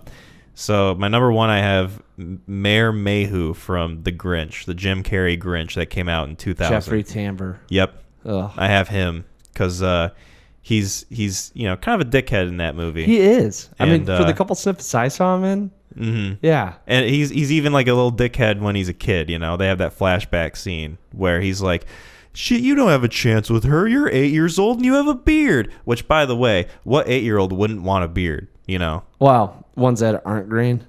True. Yeah. I don't know. But I didn't mean then to he shoot would have that said you're down. 8 years old and you're green. You Yeah, I mean that would have been a sicker insult. know? Yeah. Right. What would he have done about that? Because in the movie he like tries to shave his face. What would he have done about being green? If he said she doesn't want you, you're green. Yeah. Maybe that's why they didn't go with pour it. bleach all over him. I was about to say, it's a big fat liar. Yeah, throw him in the washer with like a bunch of socks. Joke's on you, I turned myself blue. Yeah, yeah. Top 5 blue characters. Hey, callback. So yeah, that's my number one. My number 2 is Buzz McAllister from Home Alone Yeah, that's obvious reasons. Yep. Um, Even his screen time is limited in that. But yeah. he's one of the most iconic parts of that movie. I mean, I guess he kind of Well, he's got he's got some like good lines and stuff. Yeah. Right. Like I can't remember them off the top of my head right now, but for sure. so that's Good my enough number. when you watch the film, you know exactly what he's talking about. Yeah, yeah. You know, I'm with it. Number 3, and this one is an interesting one that I decided to go with. Miss Shields from A Christmas Story, and I have The my teacher. yes. You the got an teacher. argument with that one? I do. All right. What 4th grade elementary school teacher gives a kid a C+ for writing a well-written report on what he wants for Christmas, saying that he wants a BB gun? It shouldn't matter what the subject matter of what he wants for Christmas is. All right. It Hold should on, matter Kyle. how well Hold it's on, written Kyle. Get him back. and the intent behind it. Hold on, Kyle. Miss Hold on, Shields Kyle. is a bad teacher. Miss Shields is an awful teacher that should not grade kids like that. Yeah. Oh, it's What 4th grader are you going to give a C+? It's the 70s, man, or they're 80s. I think isn't it Maybe supposed to the be like 50s? right after World War II? Is it? I think so. Oh yeah. Then they really didn't know what they were doing. Maybe that's why she didn't do it. She was like, "We're not going back to World War III. Get Yeah. guns and violence out of your head." Yeah, I'm not maybe. defending her. You're absolutely right. I mean, that is kind of a dick move on her part. Like, Right? Like, come on. Give the kid a break. I also think maybe we should blame the writer of that movie. Like, you just threw in, that's a softball that you're going to throw in there? Maybe, yeah. But even the teachers against him? Yeah. What? How do we make it happen? This next one is also very interesting. Okay. The North Pole Elves from The Santa Claus with Tim Allen. Because Wow. Okay. they don't give a shit that their last Santa Claus just died. Dude, they hold to whoever their master is. So I mean, it's next up. There isn't like there's a layoff. I know, but like nihilists, man, you can't trust them. If I learned anything from the Big Lebowski, that's the takeaway. Where's the money, Lebowski? Fuck you. I just love Walt. They're nihilists, Don. You don't have to worry about anything. Exactly, and that's what these North Pole elves are, right? That is, They're- I've actually got. I mean, yeah. It's specifically the like head one, right? The like one that's like a teenager, because they're all children, right? Yeah, The but elves. he actually got on with the kid though. I thought they became like good friends. Like they were working together towards the end of the film. I mean, probably, but like from what I remember, it's like this twisted thing where like you put on the jacket, you're Santa Claus now. Yeah, it is. Oh, the last one died. We don't give a fuck. He could have been around for like 100 years. What, you want them We have no standing on emotional ceremony? attachment to him whatsoever. Dude, it's not the they fact. have to make gifts for 8 billion people. Listen, it's not the fact that they are institutionalized in this system of gift here we giving, go. right? Yeah. It's the fact that they are so nonchalant about it. They've been conditioned to think like this. Human lives at this point don't matter, or Santa lives, or whatever you want Well, to say. so I'm saying I don't know if we should be blaming the elves or whoever created the or elves. the institution, right? Well, it would be the North Pole then. It's a true enemy. Well, here's the thing, right? Nazis were following orders. Yeah, but we blame Hitler for that. I don't think Hitler got the pass that we want. You like how I just compared elves to Nazis? They could be. Yeah, you never know. But yeah, no, that's my reasoning for the North Pole That's, elves. I mean, hey. For the Santa Claus. They made my number 3. Or my number 4, I should say. Yeah, They're that bad. I can't believe you're the elves. The elves, man. The elves, the fucking elves, man. All All right. they don't give a shit. And then my last one was kind of like I was trying to scrape something together. Mm-hmm. So I put Margot from Christmas Vacation, the like neighbor that's played by Elaine from Seinfeld.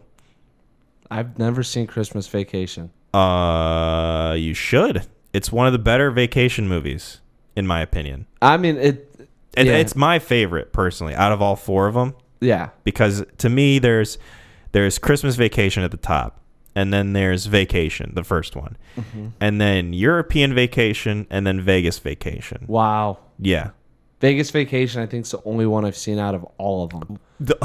That's unfortunate. And it's my favorite. I love Vegas Vacation. Well, of course, it's your favorite. It's your only. Well, it could still hold that spot. We don't know yet. Maybe I'll recommend it next year around Christmas time. We still got we probably will move on once we There's some iconic stuff in that movie. I'm really surprised you haven't Christmas seen it. Vacation. Yeah. I didn't watch The Vacation. There was a lot of SNL stuff that had the parodies, the spinoffs, the people from, like, I just never got into it. Like Van Wilder, never got into Van Wilder. Understandable. There's a lot of that one's understandable. Well, I mean, I think it's just I don't know. There's I mean, that's there's a lot of like I think I've seen Vacation. Like, I've seen bits and pieces. They're going to Wally World in Vacation. Yeah. Yeah, I've seen bits and pieces. Yeah, it's just that kind of like SNL early humor, I guess, in a lot of them. But I feel like, to me, Christmas Vacation is my favorite because it's the only one where they don't go anywhere. They actually stay home. Yeah. And I like the fact that it's just kind of set in their like little world there because it almost feels like an everyday thing, even though it's around Christmas time. Yeah. And that's why I think I like the movie more than the others, because they've got all their family there and it feels a little more grounded at times, even though there's still like some really absurd shit in it. I was about to say. Grounded was a interesting word to use, but I mean, like you're saying though. I mean, it's in a certain environment. They sit in like one world. Yeah. You know, I mean, they don't go too far, and nothing too elaborate happens, I'm guessing. Right. And I think that's why I like it so much. But nice. Anyway, that's my top 5 naughty list characters. Right there. So we can go to yours now. Cool. So I mean, I had a couple. Okay, so I got my 4 honorable mentions. Okay. So I mean, these were just like little the bits and pieces of these. Like, this was me trying to be like clever, you know, like this, that, and the other. But these are actually movies that I'd recommend for watching. Okay. On Christmas, or at least the characters. Well, all but one. The first one is Arlie Ermy in Full Metal Jacket. Okay. They have a scene where it's... Is that why he was on your mind? Yeah. And that's why I thought it was Arlie. So I went to look him up and I put Arley. Like Arlie, just not Harley, but Arlie. And then you find out it is R.Lee. Oh, yeah. And I was like, I didn't know that. Learned something new. But they, on Christmas, they have a celebration for Jesus in which they sing Happy Birthday to Jesus. Okay. Yep. So I thought that was kind of funny. I was like, all right. Then I got Louis Winthrop in Trading Places. Haven't seen it. It's Dan Aykroyd, and it's a class, like a bait and switch. It's him and... oh, wait. It's Eddie Murphy, right? Yeah. Okay. And he goes from being of the highest of highs to the lowest of lows, and at one point he's eating a raw fish through a Santa beard. Oh, nice. It's kind of... That movie, though, is like one of those movies you're like, man, like the 80s were really raunchy. And like, I think if this movie came out now, like half these people would be fired, blacklisted, and there would be like a couple support groups. Like there's a lot of things that happened in that film that were very like 80s-esque that you could get away with at the time. That sounds wild. It is. It's kind of funny. There are a couple cringeworthy moments in that film where you're like, can't believe they just did that. And then you're like, well, I guess like at this time in the world, like anything was kind of like, hey, we can say whatever you want. Yeah. You know, and I don't think that they were trying to pull like punches or anything like that. It was just kind of, you know, everyone made fun of each other, and it was just a little bit more not as watered down as it is today. Right.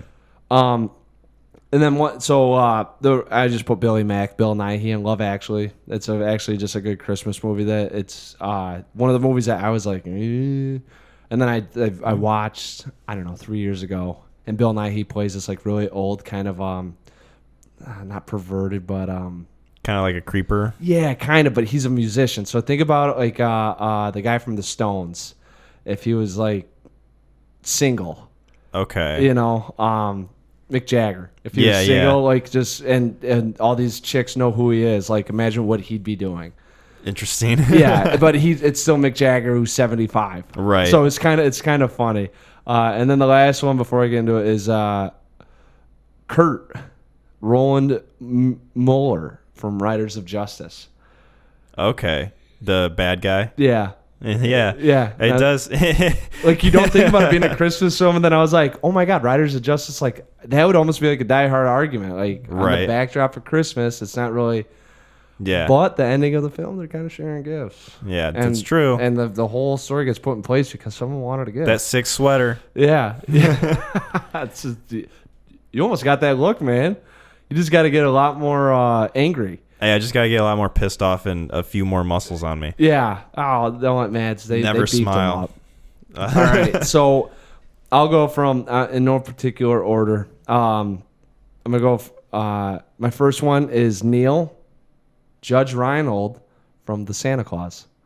Oh, another entry from The Santa Claus. Yeah, I couldn't believe you went with the elves. I was like, because when I came up with this, I was like, even when I was young, I didn't like. I mean, I don't know how young I was because now that I'm thinking about watching this, it's kind of like, man, they really like kind of.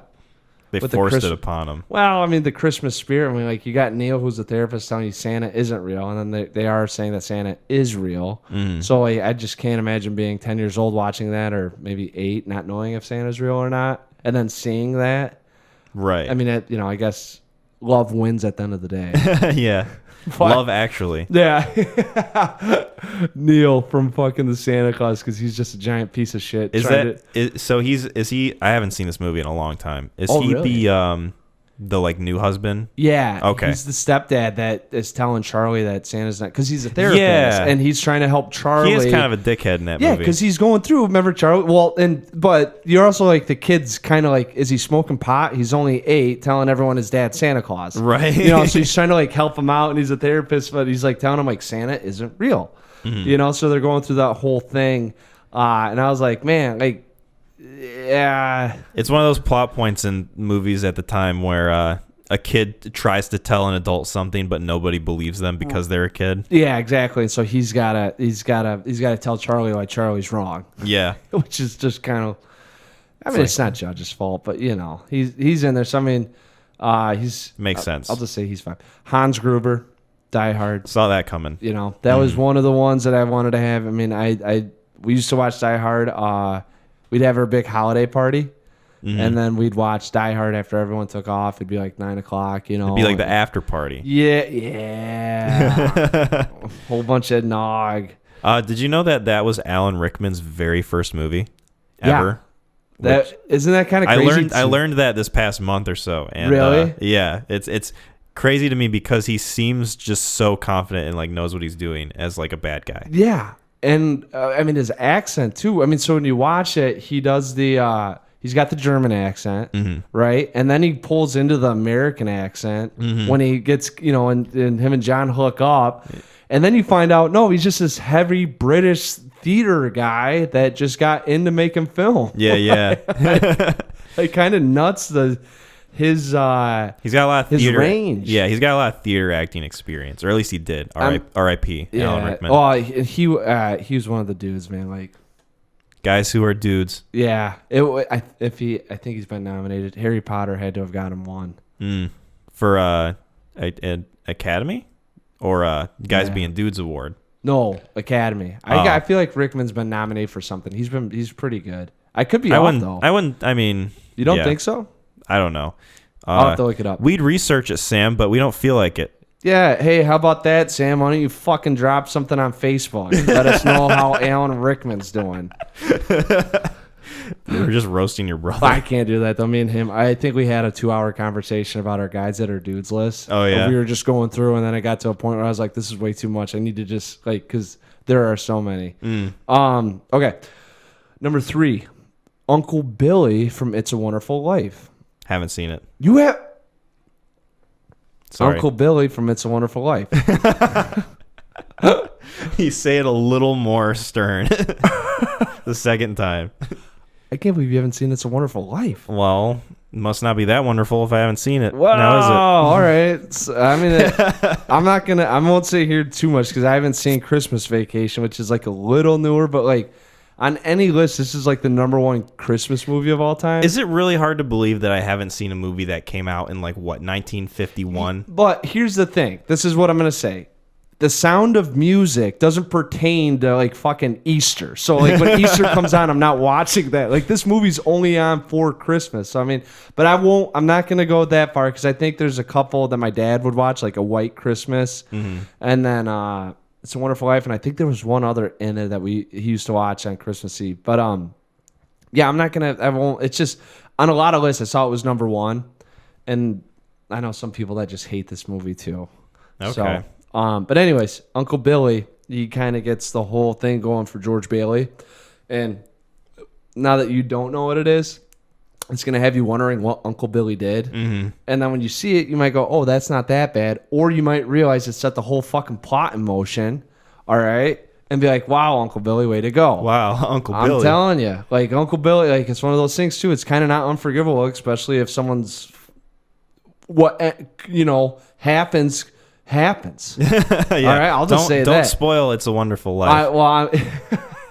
I'm trying not to, but you also have to have that mindset of like, what if things didn't go the right way? You know, like what would have happened? Right. You'll know when you see it. Okay. All right. I'll see it eventually. I was about to say maybe next year. I was about to say, yeah, your window's closing on this year. It's one of those movies I think you could put on in July and still get some enjoyment out of it, but it really brings the whole Christmas. You got to have that spirit. like environmental support. Kind of.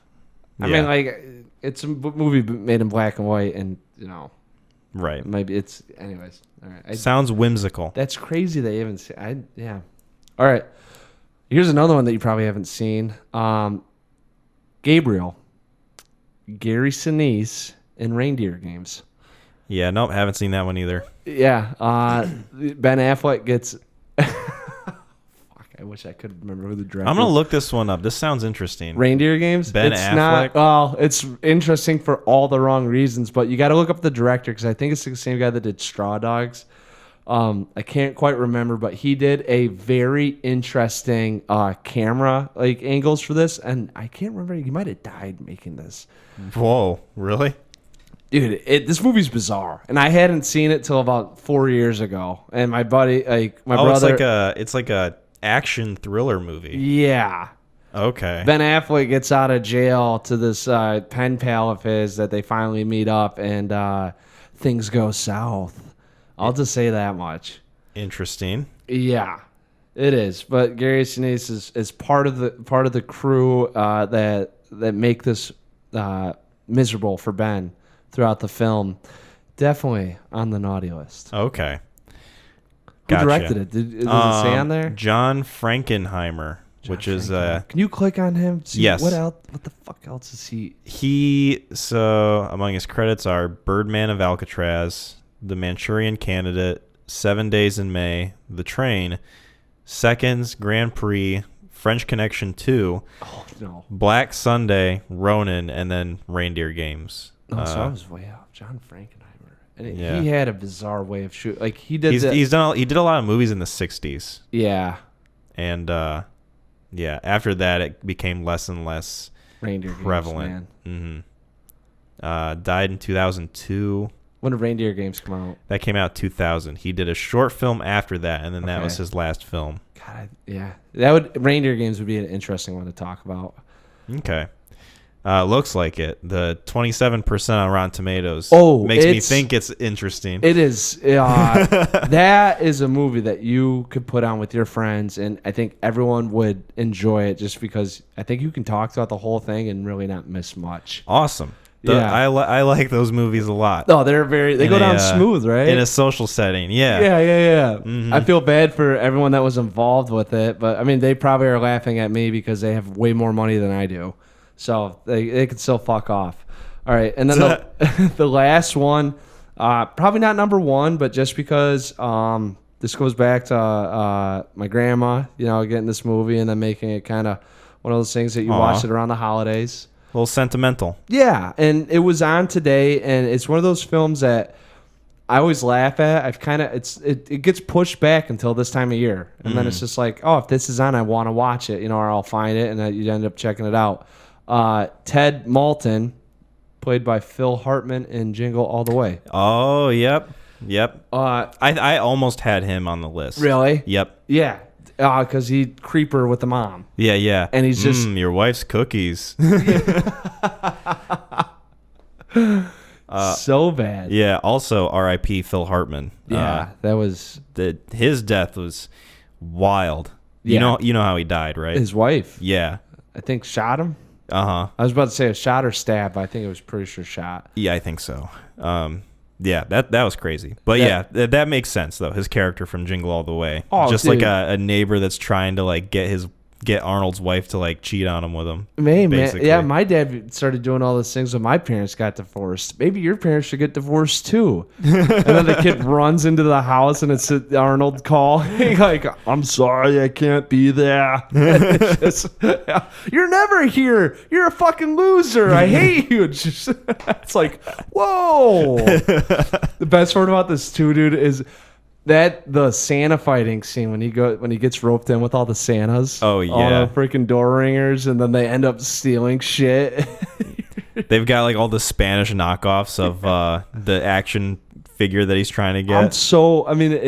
It kind of, I don't know, maybe it's gotten better or worse, but I'm kind of happy that Preston isn't in that world where he's got to have the $35 action figure. Like, because, back in 97, like, you didn't have video games. Like, maybe Sega or something, but no one was... Like, you had to have that doll if you wanted to be cool with your friends. I need a Stretch Armstrong because Billy has a Stretch Armstrong. Yeah. Like, now it's like, maybe he needs, like, a Switch or something. I don't know. I mean, I'm just going to give him character. That's what, every Christmas. That's a good gift to give him. Character. That and personality. I mean, you'd be shocked. You know? Some people say I don't have much. Clark, it's the gift that keeps on giving. Yeah. Christmas Vacation. Mm-hmm. So yeah, that was our lists, I guess you could say, which kind of led us to talking about a few more Christmas movies. Yeah.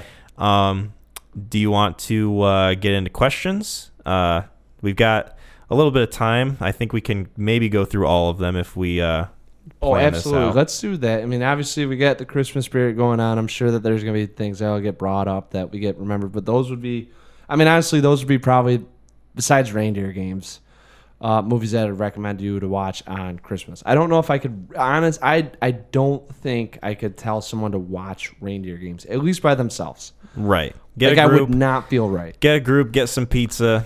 There you go. Have some laughs. That would be like an ultimate gift. Like if you're like, hey everyone, like I'm gonna buy the 2 liters of Diet Pepsi and I got the Papa John's. Like come on over. I rented this movie from Blockbuster. This is the gift that keeps on giving. Like Dude. Reindeer games would be a good one. That sounds like a good time. Yeah.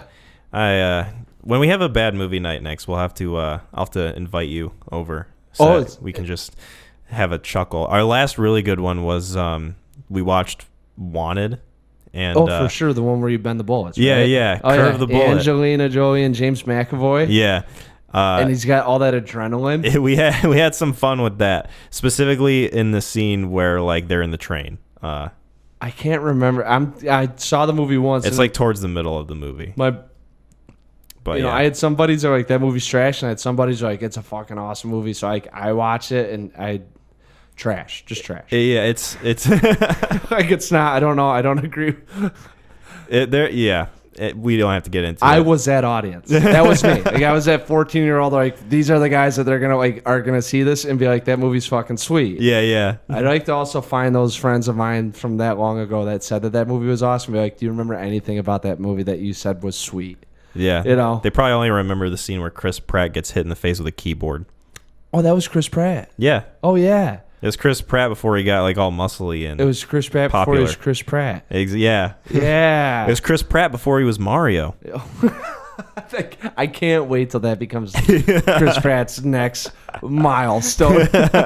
Like hey, isn't that the guy from the Jurassic Park movies? And then 15 years from now, it's gonna be like, that's Mario. It's the guy who voiced Mario. Yeah. Oh my god. Meanwhile, Charles Martinet, who's been voicing Mario for like 3 decades, is like crying in a corner. He'll have a shout out. I wonder. That must have been. He has a cameo in the movie. That must have been the toughest audio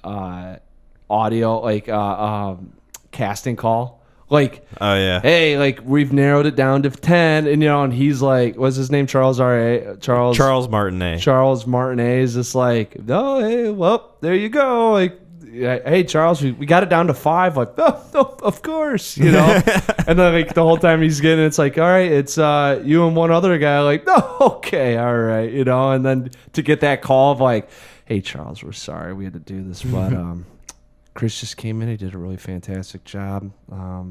It has nothing to do with marketing or trying to sell the film. We think that you're fantastic. We just wanted to let you know that we'll still have you in the film. It just won't be for Mario. You'll still have your shot. Yeah. We're not giving up completely on you. Yeah, I mean, you've done a lot for the franchise, Mario. So you've taken us so far. You've covered so much ground in the time that you've been here, and you've been dedicated for such a long time. We felt that it was the right thing to do to at least give you the courtesy of having a cameo in the Mario movie. Yeah. We're just not sure what the lines are going to be. We might actually have him be a different language. We'll call you back. Yeah. What would be more insulting for him to be played by if he had to play Luigi or Bowser? Charles Martinet? Yeah. He voices in the game. He voices Mario, Luigi, Wario, and Waluigi. Mm-hmm. So okay. Well, I'm just saying, like, if you go, I'm known for Mario, and then they were like, hey, you could be like, what would be he hangs up the phone immediately, but then thinks about it. Mm-hmm. Luigi or Bowser? I don't know. Probably Bowser. I mean, why would you? If he had the choice of like those two characters, why would they not have him voice one of the characters he already voices? That's what I'm saying. Like, I guess Luigi's supposed to be. Plus, he doesn't do Bowser's voice. So no, I know, but I'm like, well, that's you got the mortal enemy, but then I'm also saying like Luigi, isn't he like a buffoon? Like, yeah, he's like a goofy, coward, scaredy cat guy. That's what I'm. All right, so I mean, like, I know he voices him, but like, when he goes out to the bar, he doesn't tell people he does all 4. He goes, "I'm Mario, fuckers." Like, like, hey, it's a Charles. Yeah. Good points. Yeah. So anyway, all right, we can get into questions now. Okay. All right. From our lovely friends. I want to answer. I got answers for all of these. So, on the Facebook. I'm pretty sure I do too. Do we want to do? Maybe we'll save 20 top 5 films of 2021 for the end, or do you want to lead off with it? Let's save that for the end. Okay. It's the last question anyway on the comments. Yeah. So our first question comes from Keegan, who asks, "Who is one person from cinema that you would want to go to lunch with, alive or not, and why?" All right. I will let you answer this one first. Okay. So I got 2. Thanks for the question, by the way, Keegan. Thank you, Keegan. He's in the Snapchat group that we were going wild last night with Sam and Ferris winning the championship. So nice. Some people enjoyed. It was cool. It was awesome. So I had 2. I don't know if those wanted to do it or not. But it's my fucking question. All right. I did or not. I did a live and or not. So the or not was Bill Paxton. Me and Sam have such an affinity for Bill Paxton. I think it would be awesome to like just go have lunch with him and just be like, "Can you tell me all your stories?" And he definitely feels like a dude that would be like, "Oh yeah, sure, sit down," and just like grab a tall boy and just not even care, or at least tell you stories. Is like, now I can't tell you the name, but it's in Twister, all right, and kind of give you like the wink and the nod of like, this is who I'm talking about, right? Actually, I put in there or use alternative means to get him to spill the beans on the stories. Not illegal drugs, all right, for those that read that wrong. I'd get him like, dude, I just want to hear Bill Paxton's stories. Like, he'd be filled up with them, you know? Yeah. And he's in a couple of my favorite films. And then Alive would be Quentin Tarantino. And Okay. I would want to do it. And I was talking to another buddy about it. I was like, it'd be fun just to shoot the shit with him and like go like try to throw movie ideas at him and see if he could or couldn't make a movie from it. You know, like one, it's just like, all right, I'm going to throw at you like one event, 2 characters, and I want to like just like give him like the bare bones and see what he comes up with. Yeah, like just have the eyes roll back and just go down into that. And I feel like he'd also be kind of like a fun guy just to hear his theories. I mean, like, you know, you talk about Reservoir Dogs. They get into like Madonna. He gets into, I mean, most of that writing and things that those guys argue about or come up with are his own theories on the world. Yeah, he's You know? probably had similar conversations with real people. Yeah. So, I mean, I think it'd be fun just to go in there and check it out. I tried to stay away from, and I'll tell you, because I don't know who you probably have someone crazy. I tried to stay away from, I don't know if you came up with like this is what I don't want, but guys that would treat it like a business lunch.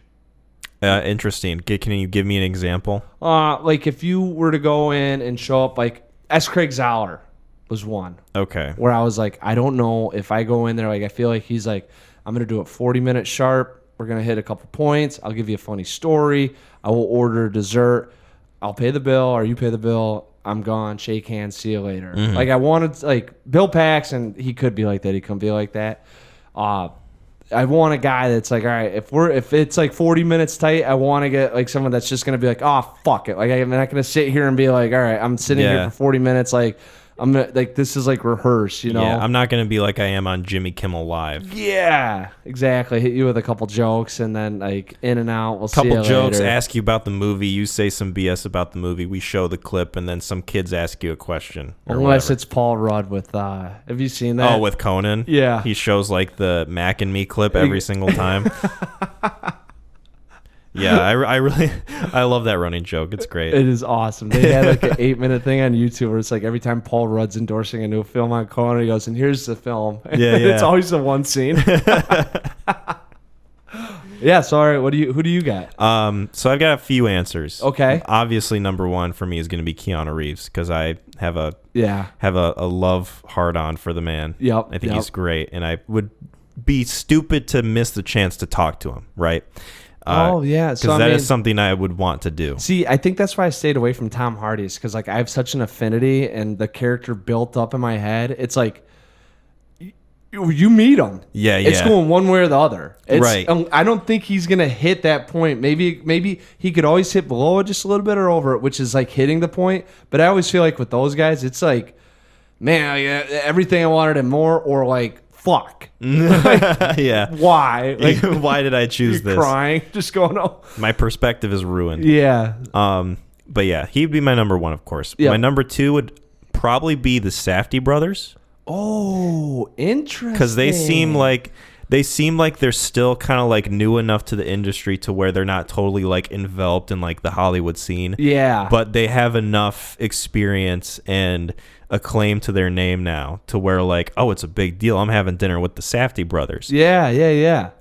And I think, you know, from like the few interview clips and like videos of them that I've seen, they seem just like genuine dudes who just like went to school and just want to make movies. I would agree. Yeah.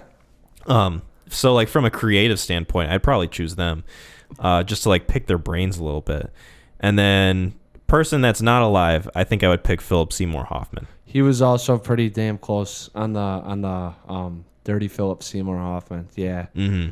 I'd pick him just to kind of like shoot the shit and get to know him a little bit more. I don't know, appreciate him as a person compared to like who he is in his work. You know. Yeah. He was. He would have been on my list of top 5 guys that are dudes, but he's been nominated like 3 or 4 times. I was gonna say he's pretty acclaimed. Philly C. Shout out, R.I.P. Yeah. So yeah, those are my answers for that. We can move on to our next set of questions from your brother Sam. Oh boy. Who asks 3 questions in this post that I made. So the first question is movie you are most ashamed to admit you haven't seen, and I can start us off with this. Okay. Terminator. because That's your number one? well, I'll explain to you why. Okay. When my parents were about to have me, right? When I was in the process of coming into the world. Are you telling me you're from the movie? My dad had two choices of names that he wanted to pick. Okay. One was Kyle, one was Reese. You see where I'm going with Yeah. this? The character of Kyle Reese from Terminator is like his main inspiration for wanting to name me. And me having not seen the movie, I feel like I am doing my life a disservice.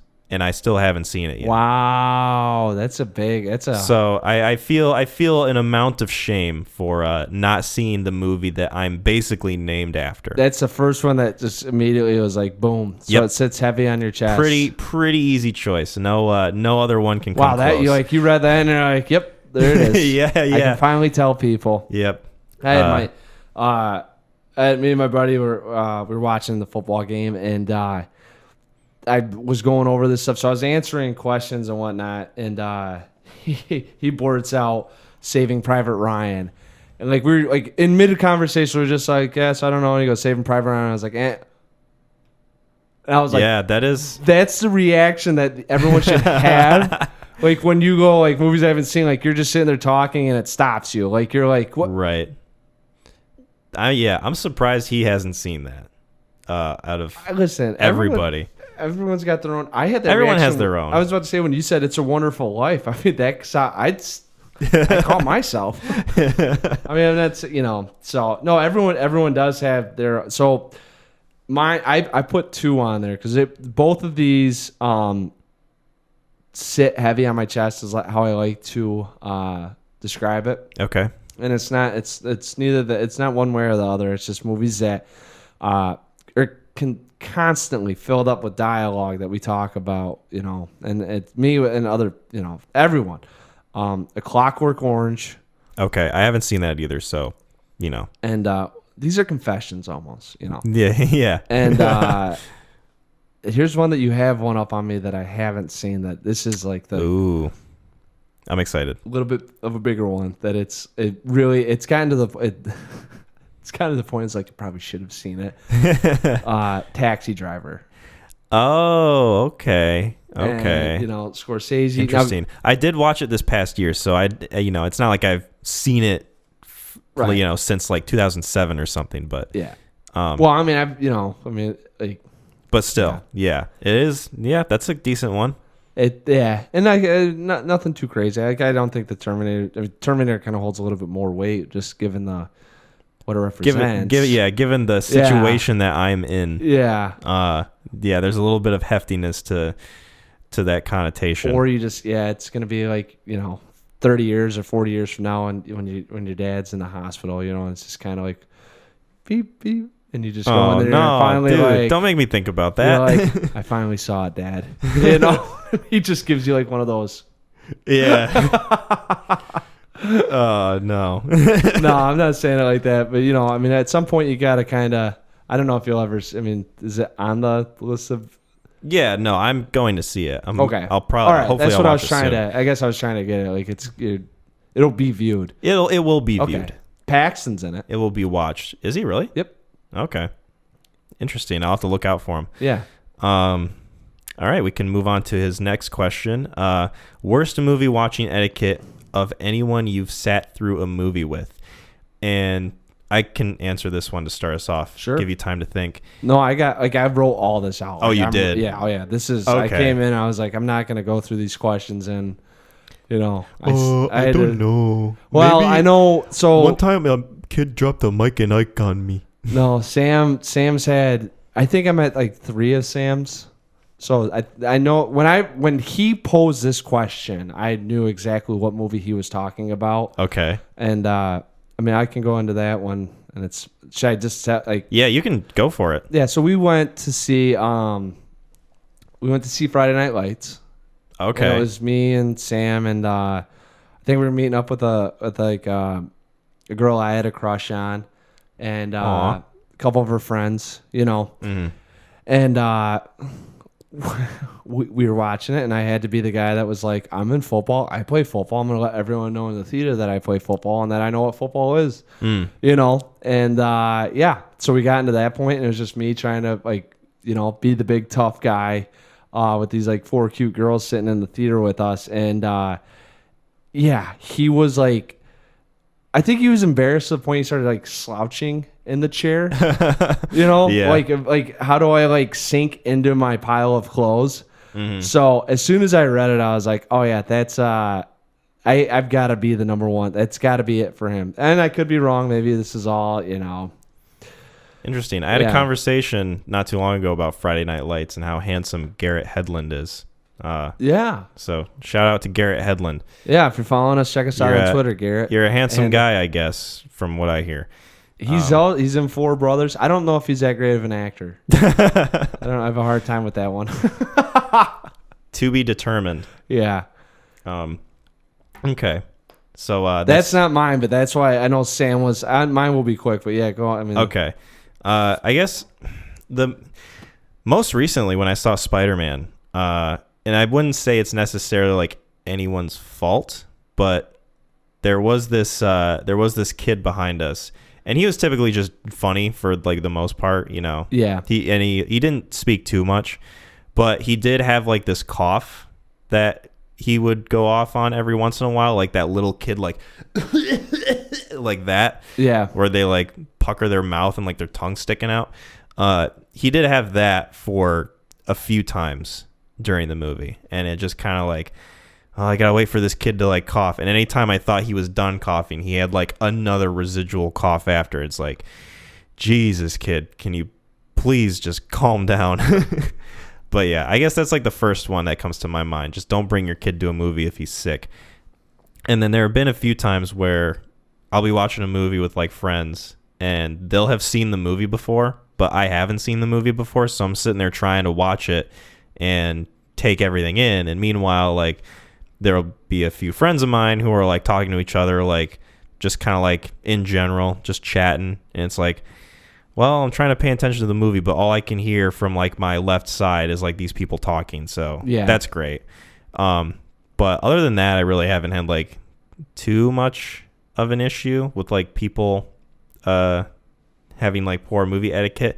There was one time I went and saw Endgame for the first time, and someone said like a spoiler about one of the characters, and it was like right when they sat down right behind us, and I was a little bit pissed for like the first 5 minutes of the movie, and then like the movie goes and I just kind of forget about it until it happens in the movie, and I'm like, oh, okay, that's what they meant. But I probably could have had a little bit more of a appeal going. Yeah, like more emotional, I guess. Right. There was definitely like something changed internally about how I felt about the movie, whether or not it was like super minor. It's still there, but right. Yeah, I guess that would be mine. So, what would yours be? Well, I mean, number one in this is the people that are just on their phone. I can't stand. Yep. Like that's the worst. I think it's a little worse when you're like, hey, we're gonna like I want to show you this film versus like let's check this film out. Yeah, But both of them are. I mean, it's come on, guys. Like there have been times where I've shown people a movie and they would just eventually like get on their phone. Oh my god, and it kind of hurts. I mean, I threw on Like I was watching Drive with some people. You know who you are, and damn, they were. A few of them like went on their phone about halfway through the movie, and I'm like, well, fuck. Yeah, I mean, I so this is what I got to it. I was showing Silver Bullet to a couple friends, and it's a B horror movie. It's supposed to be kind of enjoyed and like kind of tongue in cheek laughed at, and they didn't get it, and they both like went into their own and then started talking over it, and it was just like it was on in the background. So I just was like, we're not watching this anymore. So I stopped it, turned it off. They're like, oh, come on. I'm like, no. I go, you're not ruining this movie for me. All right. And I'm not going to sit here and like let two children, talk over this thing because you don't like film. Like just have the wherewithal to say, no, thanks. Like we're not going to get into it, instead of sit there and just go, oh, it's on, blah, blah, So I was like, so that's where I kind of got with those movies. Like if I ever do that and I can just tell the audience is off, I'm just going to be like, let's just not watch it. And it's Yeah. not on you. Obviously, you're not interested, but just you can say I'm not interested. Everything that, I like, you don't have to like. Right. It's just, hey. And it's one thing when someone's on their phone and they're like staying quiet because they'll be on their phone, but at least they're not like getting in your ear, right? Right. There's a difference between that and then someone just like Well, yammering. There's two ways I have it. One is you get on your phone because the movie's on and you're like, oh man, I got to check this out, or that guy looks familiar, or someone texts me, I want to shoot them a text real quick. Right. It's another when you're like, I'm going to play Candy Crush. Yeah, I'm just going to scroll through Facebook. Yeah, like, let's see what, Facebook's got today. Who's that? And then you just see, and then it's like, oh, I should probably do this. And then it's just like, all of a sudden you look over there, all they're doing is just... Yeah, you'd rather be looking at stupid Minion memes that grandma reposts than watching the movie in front of you. That's what I'm saying. Like, I'm not going to act like I'm a saint and a movie comes on and I sit there through 2.5 hours and not get on my phone unless it's in theaters, Right. But, like, there's a difference. And, like, that's when I just... halfway through it though, that's a tough one because it's like you're already like, all right, some people are still here, some people aren't. Like, I mean, what are you gonna do? Yeah, I mean, you can't really control people too much, and I mean, the best you can do is like tell them like, hey, can you put your phone away? If you're like in a movie theater and it's like shining in your light or in your eye. Yeah. But I'm not a very confrontational person when it comes to that sort of thing. I'd rather avoid having a scene if I can than, I guess enjoy a movie without the bright light in the corner of my peripheral. Yeah. So yeah, there's that. Which, yeah, I don't have that like, hey, knock it off. Yeah. Well, and it's just not generally not worth it most of the time.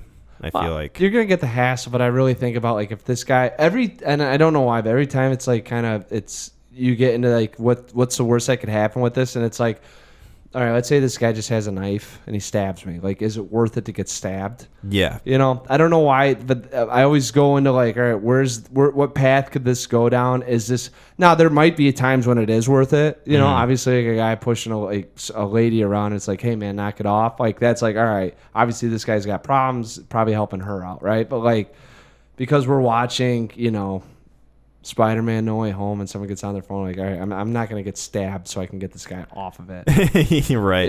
Like, I'll just go see the movie again. Yeah, that's where I'm at. So then, yeah, the other one that I had was just getting uncomfortably comfortable. Yeah, you mentioned that when we were talking about French Dispatch. Yeah, and it's it happens. I don't think I do it. Like I kind of get nervous about like, do I fall into that? I mean, like I'll pop up my feet a little bit. Yeah, the most I'll do is like put my leg up, but I don't usually put it on top of the seat in front of me. I'll put it like on the armrest in front of me. That is the one where I do the debate on how many people are in the theater and if there are people like behind me. Mm-hmm. Obviously packed crowd, no. Right.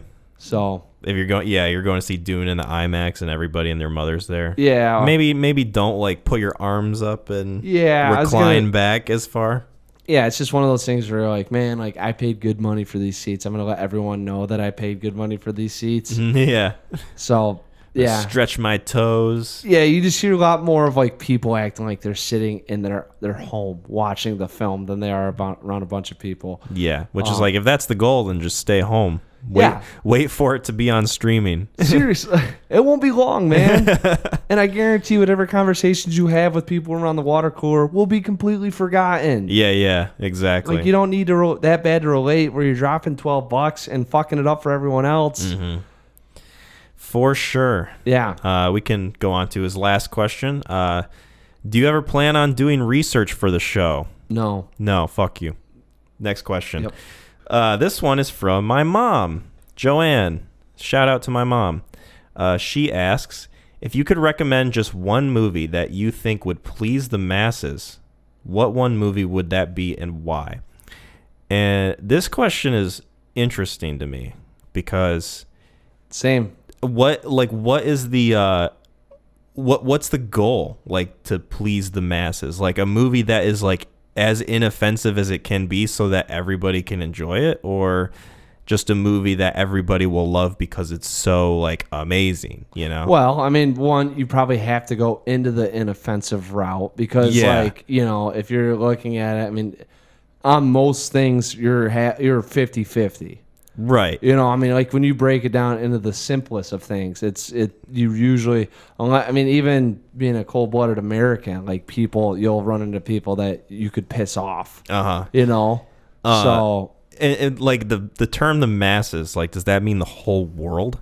That's how I took it. Like, yeah. So I answered it where it was like I could show this to any race, any religion, any sort of, you know, whatever you believe in or you claim to be, you know, whatever. I mean, really, I just boiled it down to like if I had a human with a brain that had a set of eyes. Actually, I kind of thought about it like an alien. If I had to bring like an alien, and it's actually maybe that's why I picked this movie.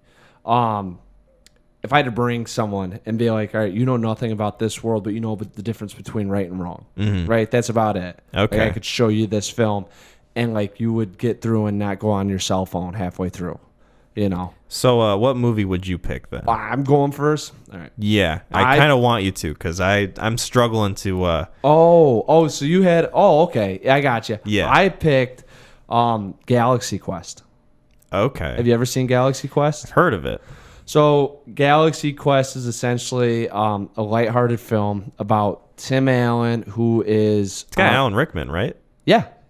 Sigourney Weaver's in it, and it's about this TV show. It's kind of like Star Trek, right? Same, you know, it was a popular TV show called Galaxy Quest, and it goes away. So you got these characters that are kind of doing like more like I think it ended, so now they're just doing fan tours, and they're kind of still collecting money that way, but... Tim Allen is like really depressed. You know, he's just like, that was it. That's all I'll ever have. You know, so he's kind of like a drunk and this and that. And then everyone else is like, man, like there's so much yada yada. Anyways, there are these aliens that are struggling and trying to find some help and pick out the team from Galaxy Quest. Because they're like, we've seen your guys' like shows, and they figured it was propaganda. So they're like, you're the best Starfleet in the universe. And they take Tim Allen's fleet up into their spaceship, right, to fend off this like Zorg from attacking them and taking them over. So you have it where you're not pissing off the races, you know, because it's not like, I mean, I went like it's an all white cast, I guess, but there are some different nationalities in there, and it's not like they're saving the whites or they're not saving the African Americans. They're saving a foreign race. So really, you could view it as like any race that you put into America at that time that they're protecting, right? It's sci-fi, which some people might get a little discouraged with. So you're saying it's a white savior movie? Is that what you're saying? Well, ooh, I got you. That's what it's kind of feeling like that, but it's a team. It's not just Tim Allen. Like, it's not like, you know, and there's different races, and it's, you know, they're dealing with aliens. It's not just a group of honkies. Right. And it's not just like it's not like they're going into a prison to break someone out or they're protecting someone. I mean, it's literally like an alien spacecraft that brings them down. And then it's PG or PG-13. They don't cuss in it, so you can actually have like your little kids watch. There isn't blood or violence. I mean, there's some shooting and space chases, and it's got very the humor in it isn't like too sophisticated, and I think there are enough jokes for ages, you know, 8 up. Like literally, you could probably find someone that is in their 60s or 70s that would have a couple good chuckles. Okay. So Galaxy Quest is the one, and if you guys don't believe me, fuck you, watch it and let me know if it pisses you off, and don't do it. Like, I'm gonna find a way to get mad at this. Just soak it in. I'm glad that you know, our engagement with the audience is very wholesome and sort of getting lighthearted. Mad at. Do you like how I assume that they're just doing it like to like fuck you guys, like we're gonna prove you wrong? I often feel that they're out to get us. Yeah, right? I don't know why. And I feel like that's how we should feel. Really? If we want to keep on our toes. Yeah. Oh, yeah. Like the moment that like we let our guard down, it's over. Yeah, literally. Like next next time we're here, it's like, you're not Mac. And it's just so different. I'm like, yes, I am. Right. All right. Hey, Mac, you know, Big Lebowski, right? You really like that movie. Yes, I enjoyed the Big Lebowski. Good eye. It was a pretty good one. Yeah, I like the part where Walter pulls his gun out. It's just this totally different guy. Yeah, so I mean, like, different cadence and everything. We gotta, yeah, stay on our toes. Especially the guys questioning our integrity. That's the worst, though. Exactly. Our research? Really? You're going to throw that menial little word at us? Research? Analytics? Come data? on, man. You're better than this. Fuck yeah. Watered down opinions and fucking no objectivity, dog. Boom. That's why I like my movies. So that's why it's amazing I found one that could please the masses. Yeah, you named one, but I'm still kind of struggling. And for some reason in my mind, I was thinking Land Before Time. I don't even. Yeah, that's like an animated movie with animals. Right. That's what. Oh, you know what? The Lion King. So I think The Lion King would be a pretty good answer, right? It's pretty cool. I mean, so I had The Lion King written down, but I think I had an issue with the dad scene with Mufasa. Yeah. And I could see a bunch of like religious parents being like, we're not going to watch this guy, this little lion's dad die. Right. Spoiler. I'm sorry. What? Who? Yeah, speaking of Tim Allen. Yeah, I've been fucking on all of them. Why are we talking? 2 movies? We're talking Galaxy about Quest? Tim Allen and Alan Rickman. We're talking about quite a bit this episode. Yeah, seriously. I mean, we have. Anyways. Shout out to the Allens. Yeah. Whether it be the first or the last. Am I right? The Alpha and the Omega. Yeah. That's gonna be our new shirt. The Alpha and Omega. And they were both in fucking Galaxy Quest, so we just have to have them doing their Starfleet approach and just put the Alpha and the Omega behind it. The Alpha is Alan Rickman and the Omega is Tim Allen. Done. Yeah. We have it say like Tim Allen Rickman. Yeah. Although the Allens might be spelled different. Who cares? It's our shirt. Okay. And one of them's not around to argue it. Oof. Sorry about that, Alan. We love you. Yeah. R.I.P. Yeah. Yeah. So my answer would be Lion King. Lion King? Yeah. All right. The OG Lion King. Oh, man. We should. Yeah. I don't want to pit our answers against each other. But I am curious as of people. I want to see. I really do, because your mom threw that out there. And I loved it so much. I was like, that is such a hard question to answer. It was difficult. I mean, I still couldn't answer it when I first brought it up. It felt like such a PG question, but then you're going through it and you're like, dude, that is so like, because what would be how would you find it? How would you know? Yeah. You gotta you've got to make as many people as you can possibly make happy. Yeah. And that's not easy. I mean, that's what I'm like. Yeah, it's not easy to do in the U.S. No, hell no. That's why. I mean, I was like, even Galaxy Quest. So I thought, I was like, all these people that fucking hate sci-fi would tear this thing down. Like, if you don't like space travel, like, I can't imagine being like, all right, one movie gets. So the way I thought it was like, one movie gets released a year, and you got to collect as much money as you can. How would you do that? Like, what movie would you show? Right. And I was like, oh man, like I'd show Galaxy Quest, but then it's like, how many fucking people would raid the building, storm the theater, like essentially like chaos reigns, because I released Galaxy Quest for the one movie that year. Mm-hmm. So, yeah, anyways, like that's, yeah. All right. That answers that question. Thank you, Mom. Shout out. Thanks for giving birth. Appreciate it. Yeah. Without you, this wouldn't be possible. That's right. We're reminded about that every time we record. The matriarch of the Neon Crew podcast. Well, you and Max. That Mom. sounds like a coffee mug. Yeah. Matriarch? Yeah, of the Neon Crew podcast. Of course, there's only... Yeah, like a very hipster coffee name in like a... Oh, are you thinking of like an actual coffee? Well, you brought up coffee, so I'm thinking I said of coffee now. mug, like on a coffee mug. Like that's what you would like. You'd wake up and pour coffee into. And I was thinking of morning. like a coffee flavor that you'd get at like some niche coffee shop. Somewhere. No, I don't. That would be maybe a bold or. We'll do coffee talk.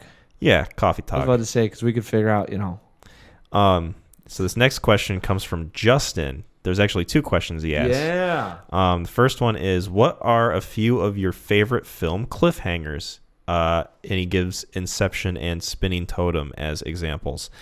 I'll go first. Okay. My favorite cliffhanger is from the Super Mario Brothers live action movie, where, spoiler alert, they set up a potential sequel that never happens. No! Whoa.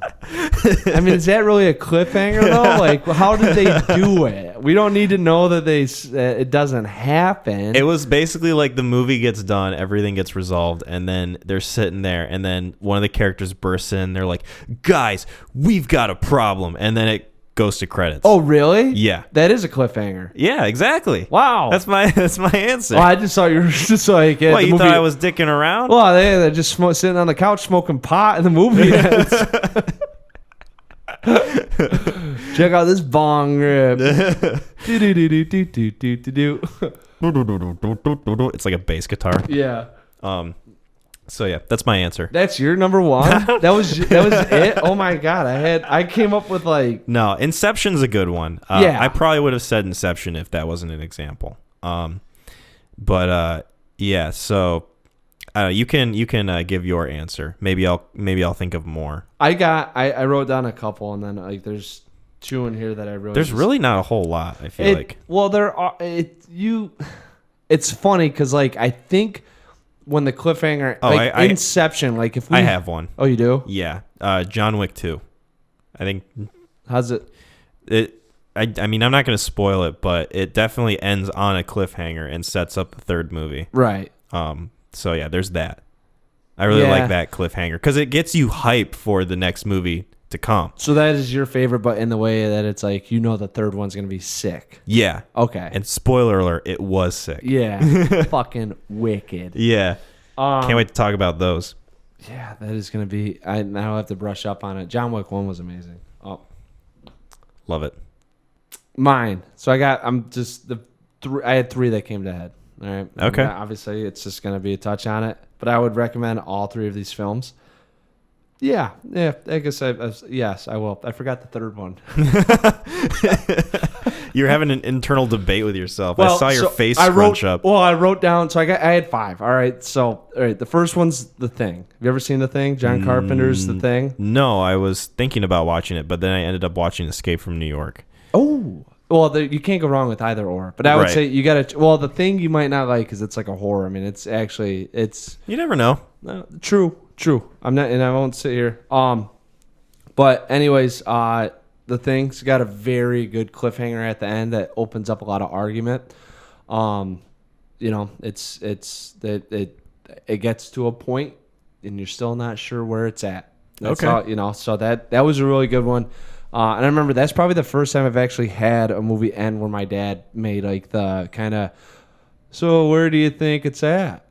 And then you're all of a sudden you're talking about it's it. Like and one of the first times you think about a movie. Yeah, and maybe like what the ending is. I mean, it's not even like in like a deeper meaning. Just kind of like the dialogue started up and you're talking about it and you're going back through and talking about the film. And the craziest part though is I think it came out is either 82 or 86 that the movie came out. Uh-huh. That is 35 years ago. Yeah.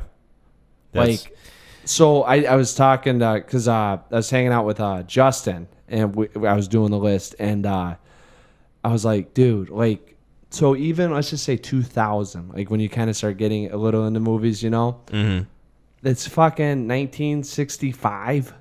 Yeah. Like that's when you're talking about the movies from. Like that's how far back 1986 is to right now. Like I gotta. In 5 years, I'll be twisting people's arms. Like they're like, I'm not gonna watch some '80s film. Yeah. Like, are you nuts? Right. Like the black and white stuff's like over. Like that's not even. That's long gone. Don't even try. Yeah, that one would be like you'd have to get someone drunk or fucking like slip a roofie in their drink to see it. Pull a Clockwork Orange, force their eyes open. I haven't seen it. Yeah, me neither. Oh yeah, we got that in common. Well, I'm gonna have to see it at some. Now that I've admitted to it, I have to see it. Okay, American Psycho. Yeah. Is it in it? Is it in? You could say that's a cliffhanger. I would say. I mean, without spoiling anything, but it's. Well, I mean, I feel like more than anything, it's just ambiguous. Well, I mean, it's kind of. It does open up an argument. What did he or didn't he? Right. Yeah. I mean, if you really think about it, I think you could make a really good argument way for it. I think really do, but it still opens it up. Like we watched it and that's why my mom's like, she's like, I didn't like that film because I really didn't I know need how closure. A lot of people need closure. Yeah. When it comes to movies, and that if they don't get it, then the whole movie's ruined for them. Yeah, and I think Fight Club was the same way for them too. Anyways, the two that I'm not gonna say, but that I am gonna say is just Shutter Island, Nocturnal Animals. Both of those kind of came to head. Okay. My number 3, and this is the one that I was like, I think I'd recommend this. Like, this is like, it's not bad, but I think it's the 1999 or the 2000 Godzilla. Oh, the one with Matthew Broderick. Oh yeah. Yeah, I remember the ending. Yep. That's definitely a that was like cliffhanger. one. That was so The Thing and American Psycho immediately came to head, and then I was kind of just sitting there, and I was like, oh yeah, like I didn't have to look up anything, like that just popped. I remember being a young kid, like, hey, they're gonna make another one. Yeah. Kind of your Mario thing. Yeah, that's right. But when you're 10 years old, you don't know how bad movies are. Yeah. When you're 10 years old and your grandpa gets your neighbor to rip a VHS copy of what you rented from the video store, and you're watching it in your grandpa's living room, and you can smell the Pall Mall cigarettes and the black coffee that are nearby, and you're watching John Leguizamo and Bob Hoskins jump around in these plumber outfits. Oh, yeah. With these tall ass Goombas with these very tiny heads. You're thinking to yourself, I hope I get more of this.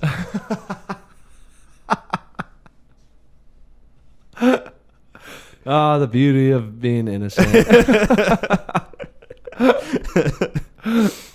Okay. I think that's a good way to answer that question. Yeah. So next question.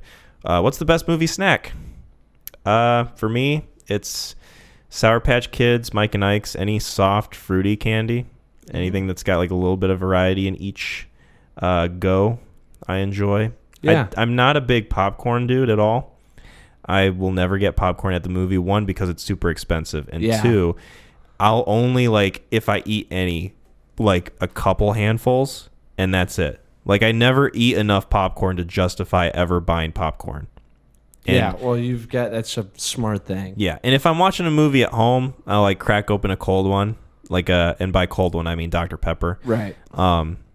If I need to go to the bathroom, I'll just pause the movie. I don't do that in the theater. I don't bring anything to drink because I don't want to risk having to get up and go to the bathroom halfway through the movie. Yeah. I was watching No Way Home a couple days ago, and I didn't drink anything, but I was definitely feeling the need to go about 2/3 of the way through the movie. And I was like, oh, I'm really loving where this movie's going, but man, I need to pee after this is done. It wasn't like a super urgent thing, but it was just like, I'm constantly aware of this now. Yeah, those are the worst. Yeah. Happened with Endgame, happened with that. I'm noticing a trend with like Marvel movies. Yeah, I just have urinate before you start the film, no matter how much you don't think you have to pee. Yeah, that's a good rule of thumb. I mean, that's like, or you gotta, if you don't, you gotta put it in your head, like, I'm gonna stick it out and this will not deter me no matter how bad. Lord of the Rings. First time I saw Lord of the Rings, 2001. I went with Kevin Dow, I think Matt Grace, and then another buddy. I'd never seen it, never heard of it. I didn't know it was 3 hours. Yep. So you drink Mountain Dew, you get all your candy and whatnot, you go in there. Dude, I had to go so bad. And then the chick, the elf, is doing the water thing. Uh-huh. And like my foot stomping on the ground. Oh yeah. You're like it was like I can't go. Like I'm not gonna miss it. Yeah. But so you got it, yeah. Yeah, and then if you're at home, a nice sliceroni and cheese of pizza is always fun. Oh yeah. It's always like if good. you make it movie night, like yeah, get a few friends, have some sodas and some pizzas. Yeah. Is that what the cool kids say? That's what I say. Oh. And I'll let you determine whether or not that makes me cool. I will. You know what I'm going to do? You know What? how I do that? I like to go into public places, get into a conversation with someone strictly about that, and then I drop it and see if they go, yeah, a nice soda does sound good. Yeah. Or if I drop it and they go, hey, I think that's my exit. Can we talk about something real quick? What? Excuse me, what's that now? Yeah. We'll get to that, but you said a what did you just soda say? and a peaser slicer? I'm sorry, what was... a sliceroni and cheese? Yeah, I'd like to go back Can you elaborate? that. Yeah, what is that? Well, if they do that, I'm going to look at them like, you don't fucking know. And then that's when they go, yeah. And then you really, a couple like insults get exchanged back and forth, you know? And then you never see them again. Yeah. And then it's just like, man, I'm glad I just did that. And then, or Dodged a bullet. they stab you. Or they stab you. That's why I Dodged a bullet. You couldn't dodge the knife. Yep, that 3-inch blade got me. Yeah. Yep, somehow avoided the 9mm. We can move on to our last question. Whoa! You didn't answer. Yeah, I did not answer sliceroni with a pizzeria or I thought whatever. I thought we were in agreement. I'm sorry. No, those are good. I don't disqualify it. You know, forgive me. Yeah, I apologize. I do. Mine. I'm jumping the gun.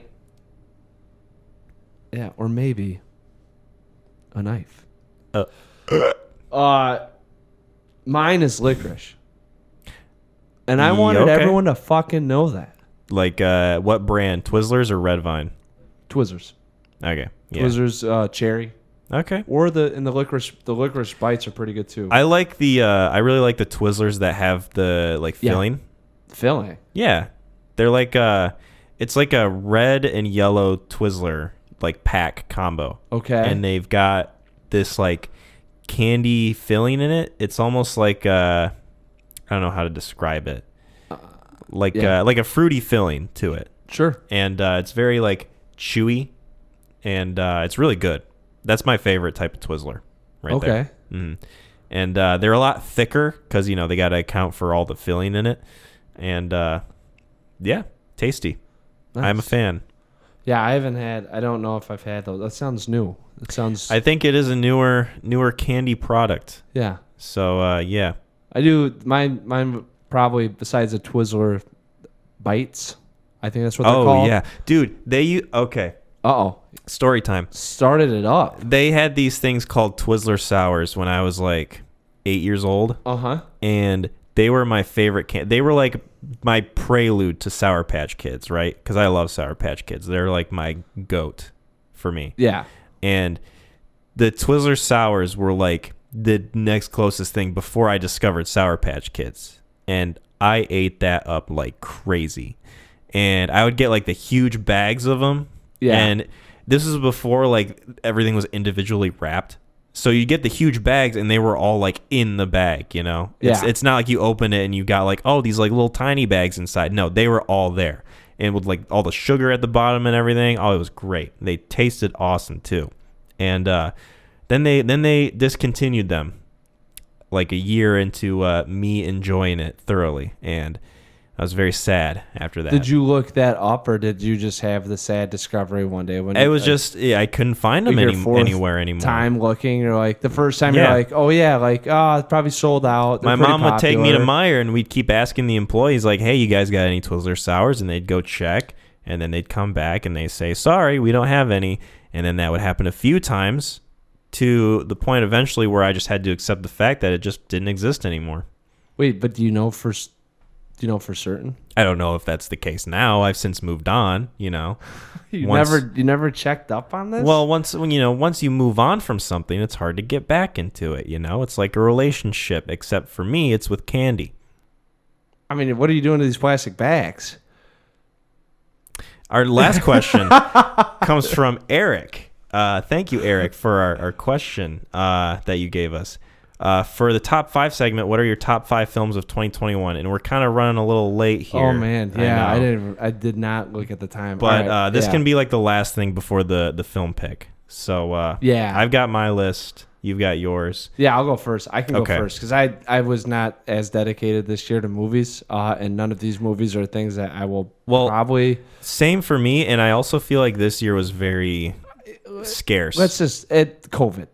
Yeah, our production value is down. A lot of the stuff was probably and there's a lot of stuff that I haven't seen yet. Like I still want to see Come On with Joaquin, and I want to see Licorice Pizza. Yep. And if I watched those movies, they probably would have made the list. But I just haven't had the chance yet. So that's where I'm at too. I mean, and it might get to that point. But so far, from what I've seen, I've only seen, I don't know, I think like 13 films. Okay.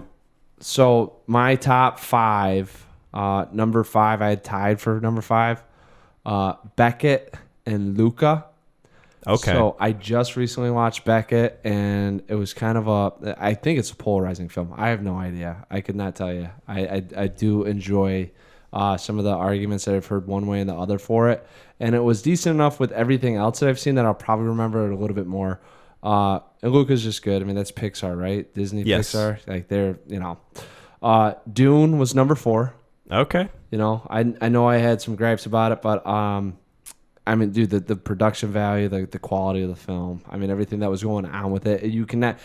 To say it wasn't entertaining is a disservice. I just, didn't get on board. But once again, I mean, part 1 of 3, like, what are you going to do? They just stretched out some exposition. What are you going to do? Yep. Number 3, Judas and the Black Messiah. Okay. Pretty good, HBO Max. Once again, I mean, I think it came out earlier in the year, but some memorable things from it. Number 2, Shang-Chi.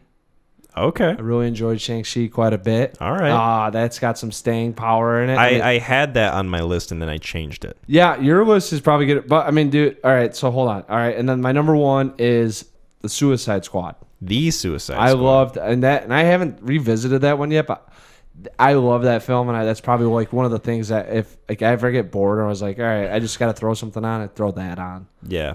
I have an idea for a future episode now. What? I think what I want to do eventually is I want to recommend OG Suicide Squad. No. And then we can also watch The Suicide Squad. Oh, yeah. I mean, so compare and contrast. Yeah. That'd also be an interesting episode title. Ep 26 or whatever. Suicide Squad, The Suicide Squad. Yeah. No, that would be, I'd be down on that. Yeah, down the road. Yeah, for sure. We're going to write it down, guys. But that'd be a funny one. That would be a good one. So here, hold on real quick. These are the movies I looked up that came out in 2021 that I've seen. And maybe that you'll have some that I don't know about, but the ones that didn't make the list, The Little Things. Okay. Mortal Kombat. Yeah. Army of the Dead. Yeah. The Tomorrow War. Oh, yeah. Black Widow. Yep. And Jungle Cruise. Okay. Yeah. So most of those my are fucking like 2021 list. Yeah, exactly. There's not much there. Yeah, that's all fucking just take my money. Yeah. All right, I've got mine. Yeah. So I'll rattle these off. And you put yours in an order. I didn't really put mine in a particular order. I mean, I kind of was like, what am I going to remember the most from this stuff? Exactly. And that's kind of why they're just in no specific spot. Uh-oh. Okay. So the first one I have is The Mitchells versus the Machines. I haven't seen it. It's a Netflix animated movie. It's by the same guys that did Into the Spider-Verse. Yeah, I've heard it's good. It's good. It's very lighthearted, very funny. It's one of those movies that it doesn't have a lot of like stakes to it, I guess. I mean, there's stakes for sure, but the humor outweighs it by a mile. That's why I've heard it's really, yeah. And it's very, you could tell that the animators had a lot of fun with the movie, which I think like most of my enjoyment comes from. Right. Second one is Spider-Man No Way Home. I saw that Thursday, opening day. I could have thrown that. That'd probably be my number 1. I watched that on Saturday. Oh, you did? Yeah. Me and Preston went and saw it. So. Oh, nice. Yeah. I knew you were gonna. You talked about watching it this week. Yep. I didn't know you'd already seen it, but well, we had plans for Saturday that kind of fell through with going to Craig's Cruisers. So I was like, I wanted to see it, and I was like, this is probably the best spot to do it. Noon on a Saturday. Right. Yeah.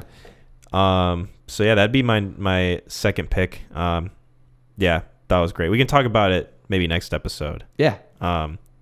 With the recommendation.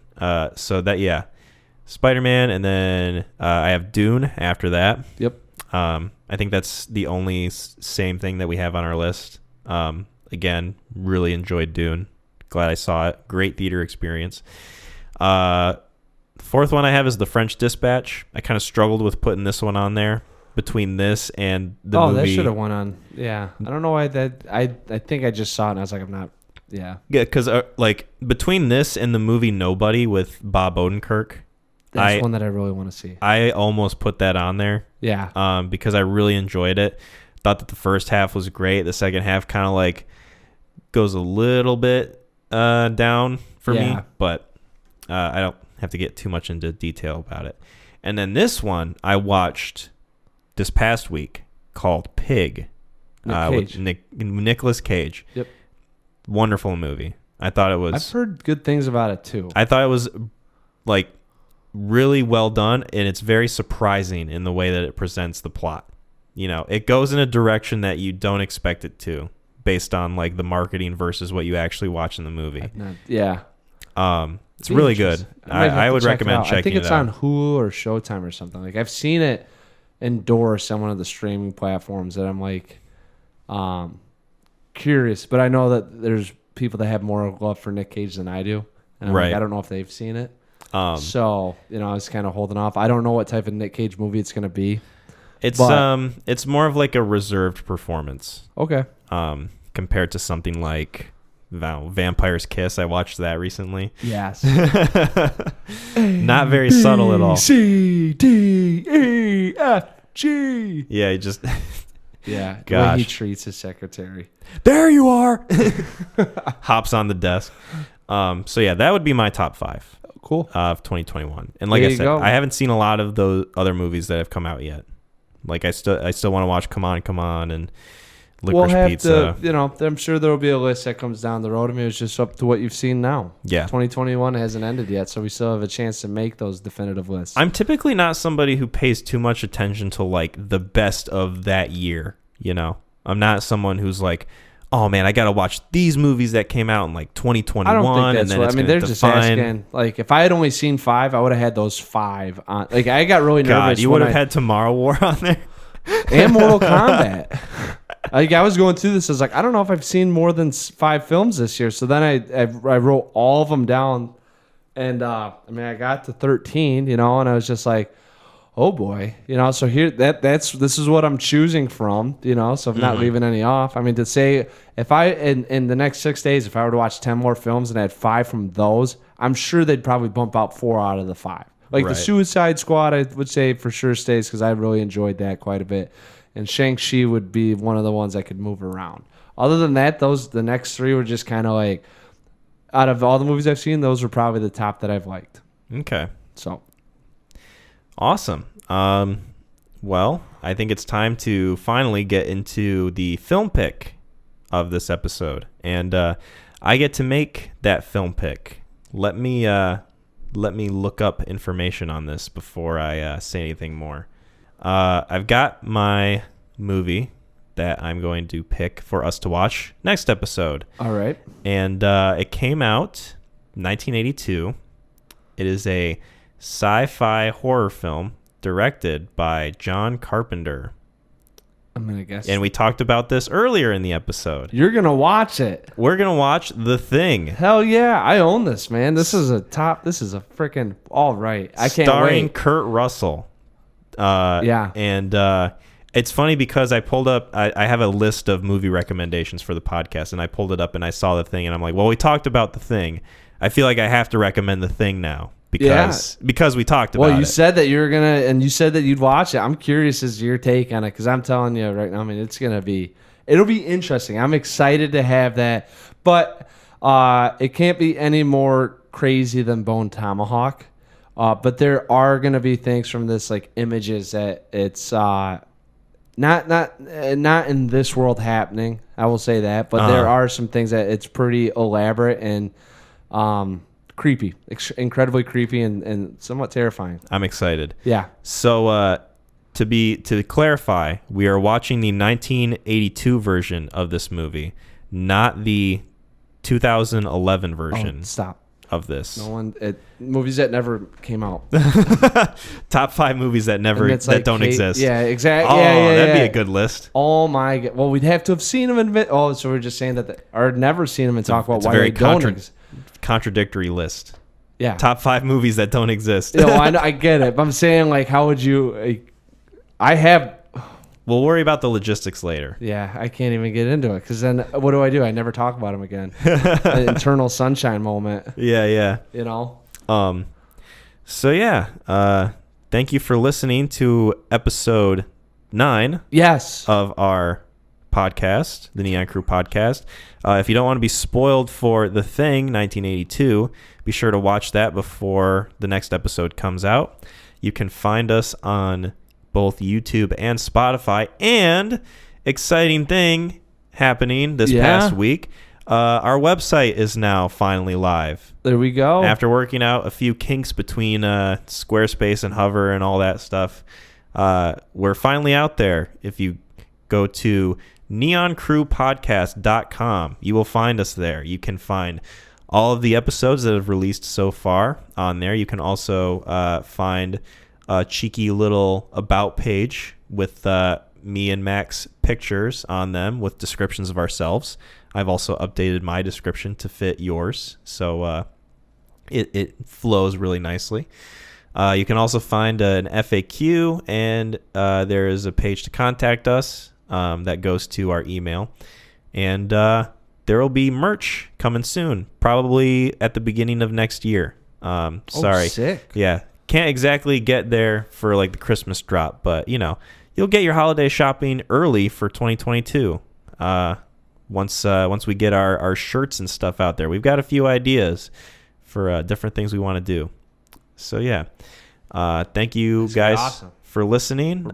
You got any departing words, McClain? WWTHD. Bye.